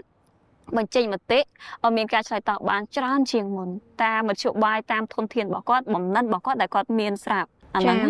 ចា ចុះបងមានអីបន្ថែមទៀតតាក់ទងជាមួយនឹងឱកាសក្នុងការសម្រេចចិត្តឱកាសចូលរួមឬក៏តភ្ជាប់បណ្ដាញទៅកាន់ថ្នាក់អន្តរជាតិបង្កើតបណ្ដាញថ្មីរៀនសូត្របន្ថែមអីចឹងបងយល់មិនដែរ តាមយោបល់ខ្ញុំគាត់ថាអាចព្រោះដោយសារតែមុនដំបូងផ្ដើមចេញពីយើងឯងយើងម្នាក់ឧទាហរណ៍ណាដូចកន្លងមកខ្ញុំបានបង្ហាញពីសមត្ថភាពក៏ដូចជាការបត់ពិសោធន៍ការងារពីចំណេះដឹកនាំនៅក្នុងសហគមន៍ទៅដល់វេទិកាផ្សេងៗសិក្ខាសាលាផ្សេងៗនៅថ្នាក់ជាតិអញ្ចឹងទៅយើងចាប់ផ្ដើមផលនៅក្នុង social media ហើយអញ្ចឹងជាឱកាសមួយដល់ស្ត្រីផ្សេងទៀតគាត់យកគំរូតាមមានន័យថាយើងសម័យឥឡូវមិនចាំបាច់យើងទៅផ្ទាល់មកអង្គុយនេះផ្ទាល់ហើយជួនកាលគាត់គ្រាន់តែផលិតវីដេអូងាយៗនៅតាមសហគមន៍សម្លេងរបស់គាត់ត្រូវបានបញ្ចេញដល់ថ្នាក់ជាតិថ្នាក់អន្តរជាតិបាត់ហើយអាការចងជាបណ្ដាញហ្នឹងវាមានសារៈសំខាន់មានន័យថាយើងឧទាហរណ៍ថាសម្លេងយើងម្នាក់វាលឺប៉ុណ្ណឹងសម្លេងពីរនាក់យើងអាចលឺច្រើនជាងនឹងទៀតអញ្ចឹងពេលដែលគាត់បញ្ហារបស់គាត់ប៉ុណ្ណឹងហើយគាត់ចងជាបណ្ដាញដូចខ្ញុំផ្ទាល់បណ្ដាញរបស់ខ្ញុំមុនដំបូងបណ្ដាញខេត្តកោះកុងគឺមានតែ24នាក់ឯងប៉ុន្តែពេលដែលយើងធ្វើការសហការជាមួយនឹងខេត្តកំពត30ជាងនាក់ទៀតនៅខាងពោធិ៍សាត់30ជាងនាក់ទៀតនៅខាងកំពង់ធំទៀតពេលដែលយើងធ្វើការរួមគ្នាជួបជុំម្ដងសម្លេងកាន់តែខ្លាំងប្រមូលបញ្ហាហ្នឹងបានកាន់តែច្រើនហើយយើងតំណាងម្នាក់អាចឡើងនៅនិយាយជាមួយថ្នាក់ជាតិដូចថាតស៊ូមតិថាការសម្លេងហ្នឹងមិនមែនជាសម្លេងខ្ញុំទេវាជាសម្លេងតំណាងស្ត្រីជាច្រើនទៀតនៅតាមសហគមន៍ទៅមិនសម្លេងតែម្នាក់ណាវាមិនមែនជាសម្លេងខ្ញុំទេតែជាសម្លេងស្ត្រីដែលនៅតាមសហគមន៍ផ្សេងៗទៀតដែលគាត់ងាយរងគ្រោះហើយគាត់ពឹងយើងឲ្យយើងមកនិយាយជំនួសគាត់នេះព្រោះយើងមានឱកាសមកអង្គុយនេះហើយថ្ងៃហ្នឹងជាខ្ញុំថ្ងៃក្រោយអាចជាអ្នកផ្សេងអាចជាគាត់អាចជាយុវជនជាក្មេងស្រីម្នាក់ដែលគាត់អាចមកអង្គុយនិយាយនឹងបានទៀតមិនមែនជាខ្ញុំទេហើយសម្លេងទាំងអស់ហ្នឹងគាត់ចាប់ដើមចងក្រងហើយអាចចែកម្លែកហើយនៅក្នុងអំឡុងពេលខ្ញុំគិតថាមិនមែនតែអ្នកនៅក្នុងស្រុកទេអាចមាន social media ផុសទៅអាចទៅដល់ប្រទេសក្រៅហើយសម្លេងហ្នឹងក៏អាចចងជាមានឱកាសចូលរួមនៅថ្នាក់ជាតិឬក៏អីអន្តរជាតិយើងអាចយកទៅនិយាយទៀតអាហ្នឹងគឺជាឱកាសហើយឱកាសឥឡូវគឺមានច្រើនតាក់ទងទៅនឹងការប្រកួតប្រជែងបញ្ចេញសមត្ថភាពអីផ្សេងៗហ្នឹងបើគាត់ខ្ញុំនិយាយថាគាត់ត្រូវបង្កើតឱកាសពេលដែលគាត់មានឱកាសហើយគាត់ត្រូវឆែកកាប់យកឱកាសរបស់គាត់ហ្នឹងថាគាត់ចង់បង្ហាញត្រឹមថ្នាក់ណាចាដូចកន្លងមកខ្ញុំនិយាយបទពិសោធន៍ខ្ញុំផ្ទាល់ពេលដែលខ្ញុំតស៊ូមតិជាមួយសហគមន៍ណាខ្ញុំនិយាយថាពេលដែលដោះស្រាយរឿងដីតពាំងព្រឹសដីដែលជាដីរដ្ឋណាត្រូវបានគេប្រជាពលរដ្ឋខ្លួនឯងផ្ទាល់ក៏រំលោភបំពានផងឬអ្នកមានអំណាចគាត់ចង់រំលោភផងខ្ញុំចាប់ដើមយើងប្រមូលបញ្ហាទាំងអស់ហ្នឹងដោះស្រាយថ្នាក់ឃុំប៉ុន្តែបើថ្នាក់ឃុំអត់សូវមានប្រសិទ្ធភាពឬថាគាត់រវល់ការងារច្រើនគាត់អត់មានពេលដោះស្រាយយើងជួនកាលគាត់ផ្លេចបាត់អញ្ចឹងទៅយើងអាចលើកទៅថ្នាក់ស្រុកគាត់រវល់ជួនកាលគាត់មានការយឺតយ៉ាវយើងអត់ទាន់ចិត្តតម្រូវការបើសិនជាយើងបដ ாய் បញ្ហាហ្នឹងវាកាន់តែកើនយើងអត់អាចបដ ாய் បានទេអញ្ចឹងទៅខ្ញុំក៏អាចលើកបញ្ហាទៅខេត្តដែលចំមុខសញ្ញាអ្នកទទួលបន្ទុកខាងហ្នឹងសំឡេងហ្នឹងហើយយើងនាំសំឡេងដែលរួមទៅនិយាយអាហ្នឹងមានន័យថាសំឡេងហ្នឹងវាកាន់តែមានអំណាចព្រោះគាត់ថ្នាក់ខេត្តគាត់អាចប្រកបវិជ្ជាមកខាងក្រោមបានឲ្យអនុវត្តតាមគោលការណ៍នយោបាយផ្សេងៗដើម្បីដោះស្រាយយន្តការហ្នឹងអញ្ចឹងដូចគ្នាកាលណាយើងនិយាយនៅថ្នាក់មូលដ្ឋានសម្លេងស្ត្រីអីផ្សេងៗត្រឹមថ្នាក់ឃុំថ្នាក់អីវាអត់សូវមានប្រសិទ្ធភាពទេប៉ុន្តែយើងលើកនិយាយថ្នាក់ជាតិហើយយើងមានឱកាសទៅនិយាយថ្នាក់អន្តរជាតិទៀតសម្លេងហ្នឹងវាកាន់តែខ្លាំងហើយវាកាន់តែខ្លាំងមិនមែនប្រទេសមួយទៅអង្គុយស្ដាប់ទេប្រទេសច្រើនមកអង្គុយស្ដាប់បញ្ហាហ្នឹងវាមិនមែនជាបញ្ហាប្រទេសមួយទៀតយូរទៅជារបស់ពិភពលោកហើយយើងលើកបញ្ហាជាក់ស្ដែងដូចខ្ញុំនិយាយថាបញ្ហាទាំងអស់ហ្នឹងបើសិនជាបាត់បង់ព្រៃឈើបណ្ដាលឡើងកម្ដៅអីធ្វើឲ្យប៉ះពាល់ដល់សុខភាពជាច្រើនមិនមែនតែប្រទេសយើងណាដែលឡើងកម្ដៅថ្មីហ្នឹងគឺទូទាំងពិភពលោកដែលឡើងកម្ដៅអាហ្នឹងឯងដែលគាត់ត្រូវចាប់ដាក់អានេះវាជារឿងពិតអាហ្នឹងត្រូវតែដោះស្រាយមុនអាហ្នឹងឯងដែលខ្ញុំតែងតែធ្វើកន្លងមកខ្ញុំគិតថាមានឱកាសច្រើនចង់សួរបងមានអីបន្ថែមទៀតអត់ព្រោះអីប្រហែលជាបងទាំងពីរមានជាជំហានណាងាយឬក៏សកម្មភាពការអនុវត្តណាងាយនេះដែលបងគិតថាទាំងអស់គ្នាអាចធ្វើបានហើយចាប់ផ្ដើមពីថ្ងៃនេះតែម្ដងដើម្បីលើកកម្ពស់ឬក៏ផ្ដល់ភាពអង្អាចដល់ស្ត្រីនៅក្នុងសកម្មភាពអាកាសធាតុនេះឲ្យកាន់តែមានភាពប្រសើរឡើងជាងមុនណាចាបងចាអូខេហ្នឹងហើយមុននឹងចូលដល់ជំហានងាយឬក៏អាចថាជា ចំណុចចាប់ផ្ដើមក្នុងសកម្មភាពអាកាសធាតុខ្ញុំគិតថាចង់បន្ថែមទៅលើចំណុចដែលបងលើកឡើងមិញតាក់ទងជាមួយនឹងអាកាសតិចដែរឧទាហរណ៍ដូចជាអ្វីដែលពួកយើងកំពុងធ្វើសប្តាហ៍ថ្ងៃនេះហើយអីដែលយើងសង្កេតមើលនៅក្នុងសង្គមដែរយើងមើលឃើញថាស្ត្រីឬក៏ក្មេងស្រីក៏ទទួលបានឱកាសច្រើនជាងមុនហើយនៅក្នុងការបញ្ចេញនូវសម្លេងក៏ក្នុងការចូលរួមសិក្ខាសាលាកម្មវិធីផ្លាស់ប្ដូរការសិក្សាផ្សេងៗក៏ដូចជាដូចជាការទទួលបាននៅអាហារូបករណ៍ទៅរៀនថ្នាក់អនុបណ្ឌិតឬក៏បណ្ឌិតបន្តទៀតទៅកាន់ផ្នែកការប្រែប្រួលអាកាសធាតុឬក៏ទៅលើធនធានធម្មជាតិផ្សេងៗហ្នឹងយើងមើលឃើញថាវាកំពុងតែកើតឡើងហើយអ្វីដែលខ្ញុំសង្ឃឹមពីខ្លួនឯងដែលជាអាចថាជាស្ត្រីម្នាក់ធ្វើការនៅក្នុងផ្នែកឬក៏ក្នុងវិស័យបរិស្ថាននេះមួយរូបដែរខ្ញុំចង់មើលឃើញថាអ្នកដែលគាត់ទទួលបាននៅការបណ្ដុះបណ្ដាលទាំងអស់ហ្នឹងគឺគាត់ត្រឡប់មកវិញគឺគាត់ចែករំលែកក៏ដូចជាជំរុញលើកទឹកចិត្តទៅកាន់អ្នកដទៃផ្សេងទៀតដោយសារតែខ្ញុំមើលឃើញថាមានតែការបង្កើននៅបរិយាកាសឲ្យបានល្អទេទើបមានអ្នកផ្សេងទៀតគឺគាត់ចង់ដើរតាមអញ្ចឹងដូចបងលើកឡើងពីចំណុចដែលជំរុញស្ត្រីផ្សេងពីឱកាសជាច្រើនដែលយុវជននាពេលសម័យនេះគឺគាត់អាចទទួលបានគឺគាត់គួរតែគិតថាការងារបរិស្ថានមិនមែនសម្រាប់តែអ្នកបរិស្ថានមិនមែនសម្រាប់តែអ្នកអភិរក្សធ្វើទេពីព្រោះខ្ញុំធ្លាប់ឮពាក្យនឹងពីមុនមកថារឿងបរិស្ថានទុកឲ្យអ្នកបរិស្ថានគិតទៅប៉ុន្តែមកដល់សម័យនេះមកដល់ពេលនេះហើយតើយើងគួរតែនៅគិតអញ្ចឹងទៀតអត់វាជារឿងទូទាំងសកលលោកវាជារឿងមិនមែនតែផ្ទះខ្ញុំទេផ្ទះអ្នកឯងក៏ក្តៅផ្ទះយើងក៏ក្តៅផ្ទះគ្រប់គ្នាគឺក្តៅទាំងអស់ហើយថាតើយើងអាចធ្វើអីបាននៅក្នុងពេលដ៏ពិបាកមួយនេះហ្នឹងហើយអញ្ចឹងយើងមានតែរួបរวมគ្នាយើងគិតទាំងអស់គ្នាមិនមែនយើងធ្វើតែសកម្មភាពបរិស្ថានមួយយើងកាត់បន្ថយសំណល់យើងកាត់បន្ថយការប្រើប្រាស់ផ្លាស្ទិកហ្នឹងគឺវាអាចជួយបានទេគឺយើងត្រូវគ្រប់គិតទៅលើគ្រប់វិស័យទាំងអស់សូម្បីតែទៅលើវិស័យ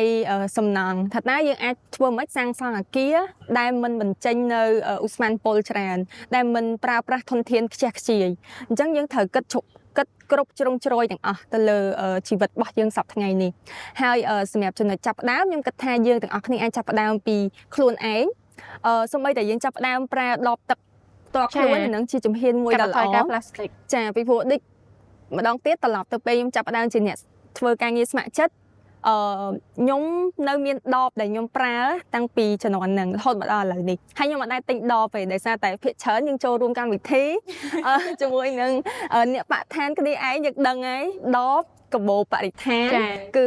គឺជាកាដូដែលគាត់ផ្ដល់ឲ្យហើយមានន័យជាងគេហ្មងចាវាមានន័យយើងអាចប្រើប្រាស់បានយូរអង្វែងហើយវាផ្ទុយទៅនឹងអ្នកផ្សេងទៀតដែលគាត់ទិញដបតាមម៉ូដតាមសេរីអាហ្នឹងយើងមើលឃើញពី trend របៀបថាភាពស៊ីវិល័យទាំងអស់ហ្នឹងនៅលើ social media ដែរអញ្ចឹងត្រឡប់មកវិញយើងចាប់ផ្ដើមពីចំណុចតូចយើងអាចដើរយើងអាចជិះឡានក្រុងសាធារណៈយើងកាត់បន្ថយសំណល់យើងបែងចែកយើងចូលរួម share ចែកម្លែកអំពីបទពិសោធន៍ផ្ទាល់ខ្លួនឬក៏អ្នកដែលគាត់ធ្វើការងារបរិស្ថាននៅលើបណ្ដាញសង្គមព្រោះយើងដឹងហើយអ្នកប្រើប្រាស់បណ្ដាញសង្គមមានច្រើនវាមានឥទ្ធិពលខ្លាំងមែនទែនអញ្ចឹងយើងសង្ឃឹមថាយើងអាចប្រើប្រាស់វានៅក្នុងផ្លូវវិជ្ជមានក្នុងការចែកម្លែកអំពីសកម្មភាពទាំងអស់ហ្នឹងហើយបន្ថែមពីលើហ្នឹងទៀតខ្ញុំគិតថាការចូលរួមនៅក្នុងសកម្មភាពអាកាសធាតុការបង្កើតជាគម្រោងការចូលសិក្សាឬក៏ការចូលស្ម័គ្រចិត្តអីផ្សេងហ្នឹងខ្ញុំគិតថាវាជាជំហានមួយដ៏ល្អក្នុងការដែលយើងដើរទៅរកអនាគតមួយដែលប្រកបដោយចីរភាពបានចាអរគុណច្រើនមែនតើបងអរក្បាយចុះបងកញ្ចែងវិញចំពោះខ្ញុំវិញខ្ញុំគិតថារឿងហ្នឹងថាងាយក៏មិនងាយថាពិបាកក៏មិនពិបាកតែអាស្រ័យលើការតាំងចិត្តហើយនឹងការមានបេះដូងឆន្ទៈរបស់គាត់ថាចង់ធ្វើឬអត់ខ្ញុំគិតថាពេលអាចធ្វើទៅបានដោយទិញដូចបងអូនលើកឡើងអញ្ចឹងពេលពីទម្លាប់ប្រចាំថ្ងៃហើយចាប់ដើមពីបច្ចុប្បន្នកុំចាំថ្ងៃស្អែកយើងធ្វើពីឥឡូវចាហ្នឹងហើយការងារទាំងអស់ហ្នឹងបើសិនជាគាត់មានឆន្ទៈថាស្រឡាញ់ការងារហ្នឹងមែនគឺអាចធ្វើពីឥឡូវបានចាប់ដើមពីតិចហូបយើងគិតថាយើងទៅអង្គុយកន្លែងណាចង់បានភាពស្អាតពេលដែលយើងហាត់អីក៏យើងហូបហើយយើងមិនសម្អាតវាឲ្យស្អាត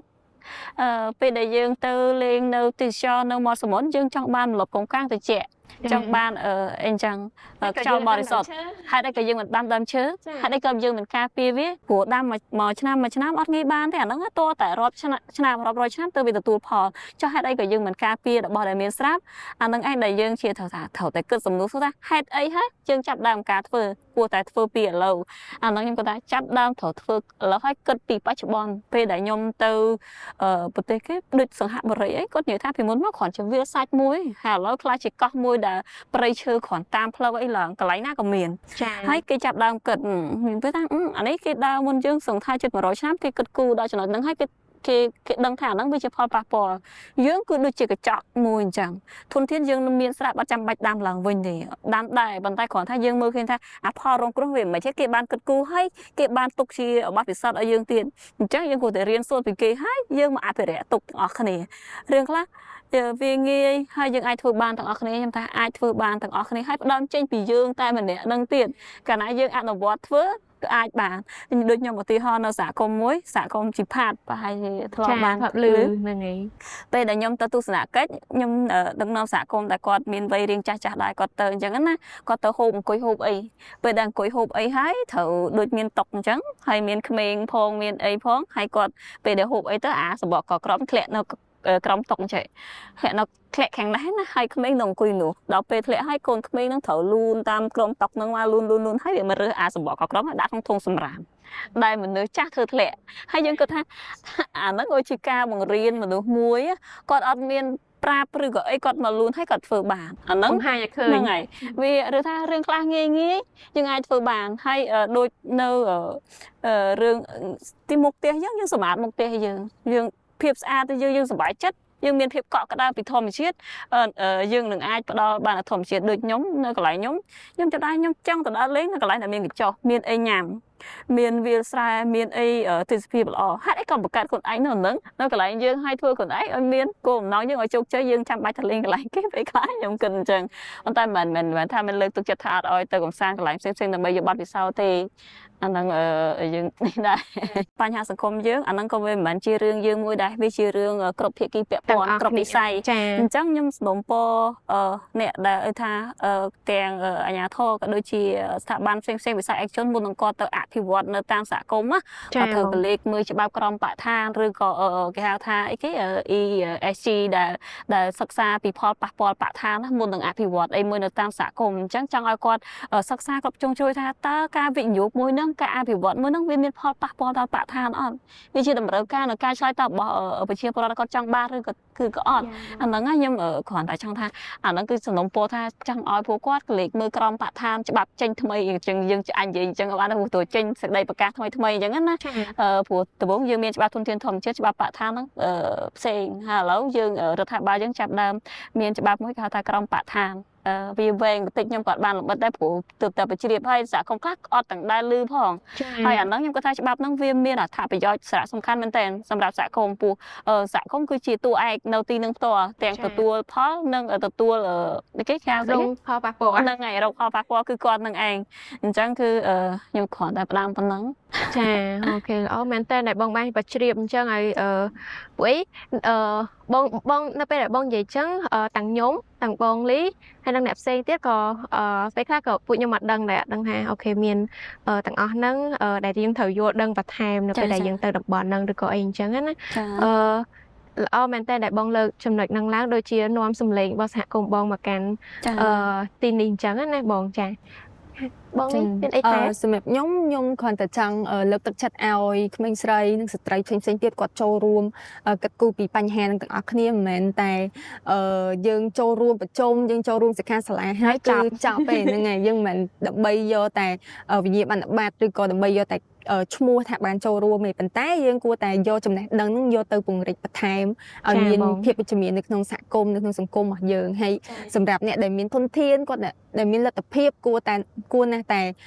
កលេចមើលទៅលើសហគមន៍ទៅមើលអ្នកដែលកំពុងរងគ្រោះដទៃផ្សេងទៀតថាតើយើងអាចជួយអីបានពីព្រោះយើងគិតថាយើងចង់រស់នៅប្រកបដោយអាចថា ភាពសុខដុមរមនាដែលខ្លួនឯងប៉ុន្តែចុះអ្នកដតីទៀតចុះធនធានធម្មជាតិសត្វព្រៃឈើដែលកំពុងតែរងគ្រោះហ្នឹងតើបាននរណាគេជួយថែរក្សាពួកគាត់ទាំងអស់ហ្នឹងអញ្ចឹងណាហ្នឹងហើយអញ្ចឹងគ្រាន់តែអាចថាដកដង្ហើមវែងយើងសាកគិតដកឃ្លា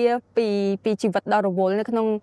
ទីក្រុងរបស់យើងដើម្បីគិតទៅលើធនធានធម្មជាតិទាំងអស់នោះពីព្រោះបើសិនជាយើងអត់ថែរក្សាទេសួរថាតើនរណាគេមកជប់ឲ្យធនធានធម្មជាតិទាំងអស់ហ្នឹងកើតឡើងមកវិញវាមិនមែនកើតឡើងតែ10ឆ្នាំ20ឆ្នាំទេប៉ុន្តែវាត្រូវការពេលយូរហើយពេលខ្លះគឺធនធានទាំងអស់ហ្នឹងអត់អាចកកើតឡើងមកវិញបានទេអញ្ចឹងហើយទៅយើងមានគម្រោងមានសកម្មភាពការជួយមានជាជំនួយផ្សេងទូទាំងពិភពលោកដើម្បីជួយថែរក្សាធនធានទាំងអស់នោះឲ្យវានៅគង់វង្សអូខេហ្នឹងហើយបងអញ្ចឹងចុងក្រោយចង់ឲ្យបងចែកម្លែកពីថាតើបងមានមោទនភាពចំពោះខ្លួនឯងចំពោះភាពជាអ្នកដឹកនាំរបស់ខ្លួនឯងអត់តាមរយៈនៅអ្វីដែលយើងបានធ្វើកន្លងមកណាបងលីចាសម្រាប់ខ្ញុំមានមោទនភាពចំពោះខ្លួនឯងក្នុងការដែលចាប់យកនៅឱកាសផ្សេងមិនថាការចូលរួមជាអ្នកស្ម័គ្រចិត្តការធ្វើជាការងារឬក៏ការធ្វើជាគម្រោងសកម្មភាពផ្សេងខ្ញុំគិតថាបើសិនជាយើងអត់បានចាប់យកនៅឱកាសទាំងអស់នោះយើងប្រកាសជាស្ដាយក្រោយហើយយើងក៏អត់អាចជួបនៅមនុស្សល្អយើងបង្កើតនៅទំនាក់ទំនងក៏ដូចជាបង្កើតនៅផលវិជ្ជមាននៅក្នុងសង្គមរបស់យើងដែរចាបងចាបងគឹមចែងតែទៅខ្ញុំវិញមោទនភាពដែលសំខាន់នៅក្នុងការងារសង្គមរយៈពេលជាង10ឆ្នាំកន្លងមកនេះខ្ញុំគិតថាវាបានឆ្លើយតបចំណុចទី1ធ្វើខ្ញុំក្លាហានជាងមុនហ៊ាននិយាយហើយអត់មានពីដំបូងមកវាចឹងថាអាហ្នឹងយើងនិយាយទៅអត់មានអ្នកស្ដាប់តែឥឡូវយើងមោទនភាពថាឥឡូវយើងនិយាយសំឡេងយើងគឺត្រូវបានគេស្ដាប់ហើយអាហ្នឹងណាយើងមកគិតទៀតហ្នឹងហើយអាហ្នឹងជាអ្វីដែលខ្ញុំមានមោទនភាពជាងគេហើយដូចខ្ញុំទៅដូចខ្ញុំថាចឹងនិយាយថាពេលទៅប្រកួតប្រជែងចឹងត្រូវបានអង្គការគាត់ជួយសម្រួលឲ្យទៅការប្រកួតប្រជែងដំបូងខ្ញុំគិតថាខ្លួនឯងបានទទួលបានពានអីចឹងទេទៅបានជ័យលាភីទេប៉ុន្តែខ្ញុំគិតថាបើសិនជាយកចំណេះដឹងយករូបរាងទៅប្រឡងគឺខ្ញុំចាញ់ទេខ្ញុំដាក់ចិត្តទៅពីចង្អាអញ្ចឹងតែបើយកប័ណ្ណពិសោធន៍ទៅប្រឡងខ្ញុំអត់ចាញ់ទេហើយលទ្ធផលក៏ទទួលបានអាហ្នឹងគឺជាមោទនភាពមួយដែរមានន័យថានៅមានគេស្ដាប់យើងនៅមានគេអង្គុយដាក់បន្ទុកយើងតាមលទ្ធភាពរបស់យើងតាមប័ណ្ណពិសោធន៍របស់យើងមិនមែនជាគ្រាន់តែយើងអួតតែនេះណាជាទ្រឹស្ដីណាអាហ្នឹងជាមោទនភាពខ្ញុំហើយមួយទៀតខ្ញុំបានជួយសហគមន៍មានការផ្លាស់ប្ដូរជាច្រើនមានថាខ្ញុំអាចធ្វើការងារនៅក្នុងសហគមន៍ហ្នឹងតាក់ទងជាមួយធនធានធម្មជាតិហ្នឹងវាមានប្រសិទ្ធភាពជាងមុនខ្ញុំអាចរៀបចំបម្រើសេវាកម្មអេកូទេសចរដោយតាមរយៈគៀងគោដោយតាមសម្លេងរបស់យើងបានធ្វើទៅលើរឿងហ្នឹងណាហើយខ្ញុំមានអារម្មណ៍ថាអារឿងហ្នឹងត្រូវយើងបានធ្វើមុនគេទៅវិញមានន័យថាសូម្បីតែរដ្ឋាភិបាលនៅគោលនយោបាយមួយចំនួនគាត់ទៅតែចាប់ដើមសកម្មអីចឹងទៅខ្ញុំមិននិយាយថាគាត់អត់គិតគូរណាប៉ុន្តែគាត់ទៅសកម្មនឹងយកចិត្តទុកដាក់ប៉ុន្តែខ្ញុំបានធ្វើ5ឆ្នាំទៅហើយខ្ញុំបានផ្សព្វផ្សាយទៅស្ត្រីនិងមូលដ្ឋានមានថាអាហ្នឹងវាខ្ញុំមានមូលដ្ឋានខ្ញុំបានដើរមុនខ្ញុំបានដឹងខ្ញុំបានយល់ខ្ញុំបានអនុវត្តអាហ្នឹងគឺជាមោទនភាពហើយខ្ញុំបានរៀបចំសហគមន៍នឹងឲ្យក្លាយជាសហគមន៍អេកូទេសចរដែលបានគិតគូរយ៉ាងយកចិត្តទុកដាក់ទៅលើរឿងការប្រែប្រួលអាកាសធាតុហ្នឹងចាបងចាហ្នឹងហើយចាអញ្ចឹងបន្ទាប់ពីយើងបានជជែកជាមួយនឹងភ្ញៀវពិសេសយើងទាំងពីររូបហើយយើងឃើញថាភាពជាអ្នកដឹកនាំរបស់ស្ត្រីនៅក្នុងសកម្មភាពអាកាសធាតុពិតជាមានសារៈសំខាន់ខ្លាំងមែនទែនហើយជាឥទ្ធិពលវិជ្ជមានច្រើនខ្លាំងមែនទែនមកកាន់ស្ត្រីខ្លួនឯងផ្ទាល់មកកាន់សហគមន៍យើងទាំងមូលតាមរយៈការ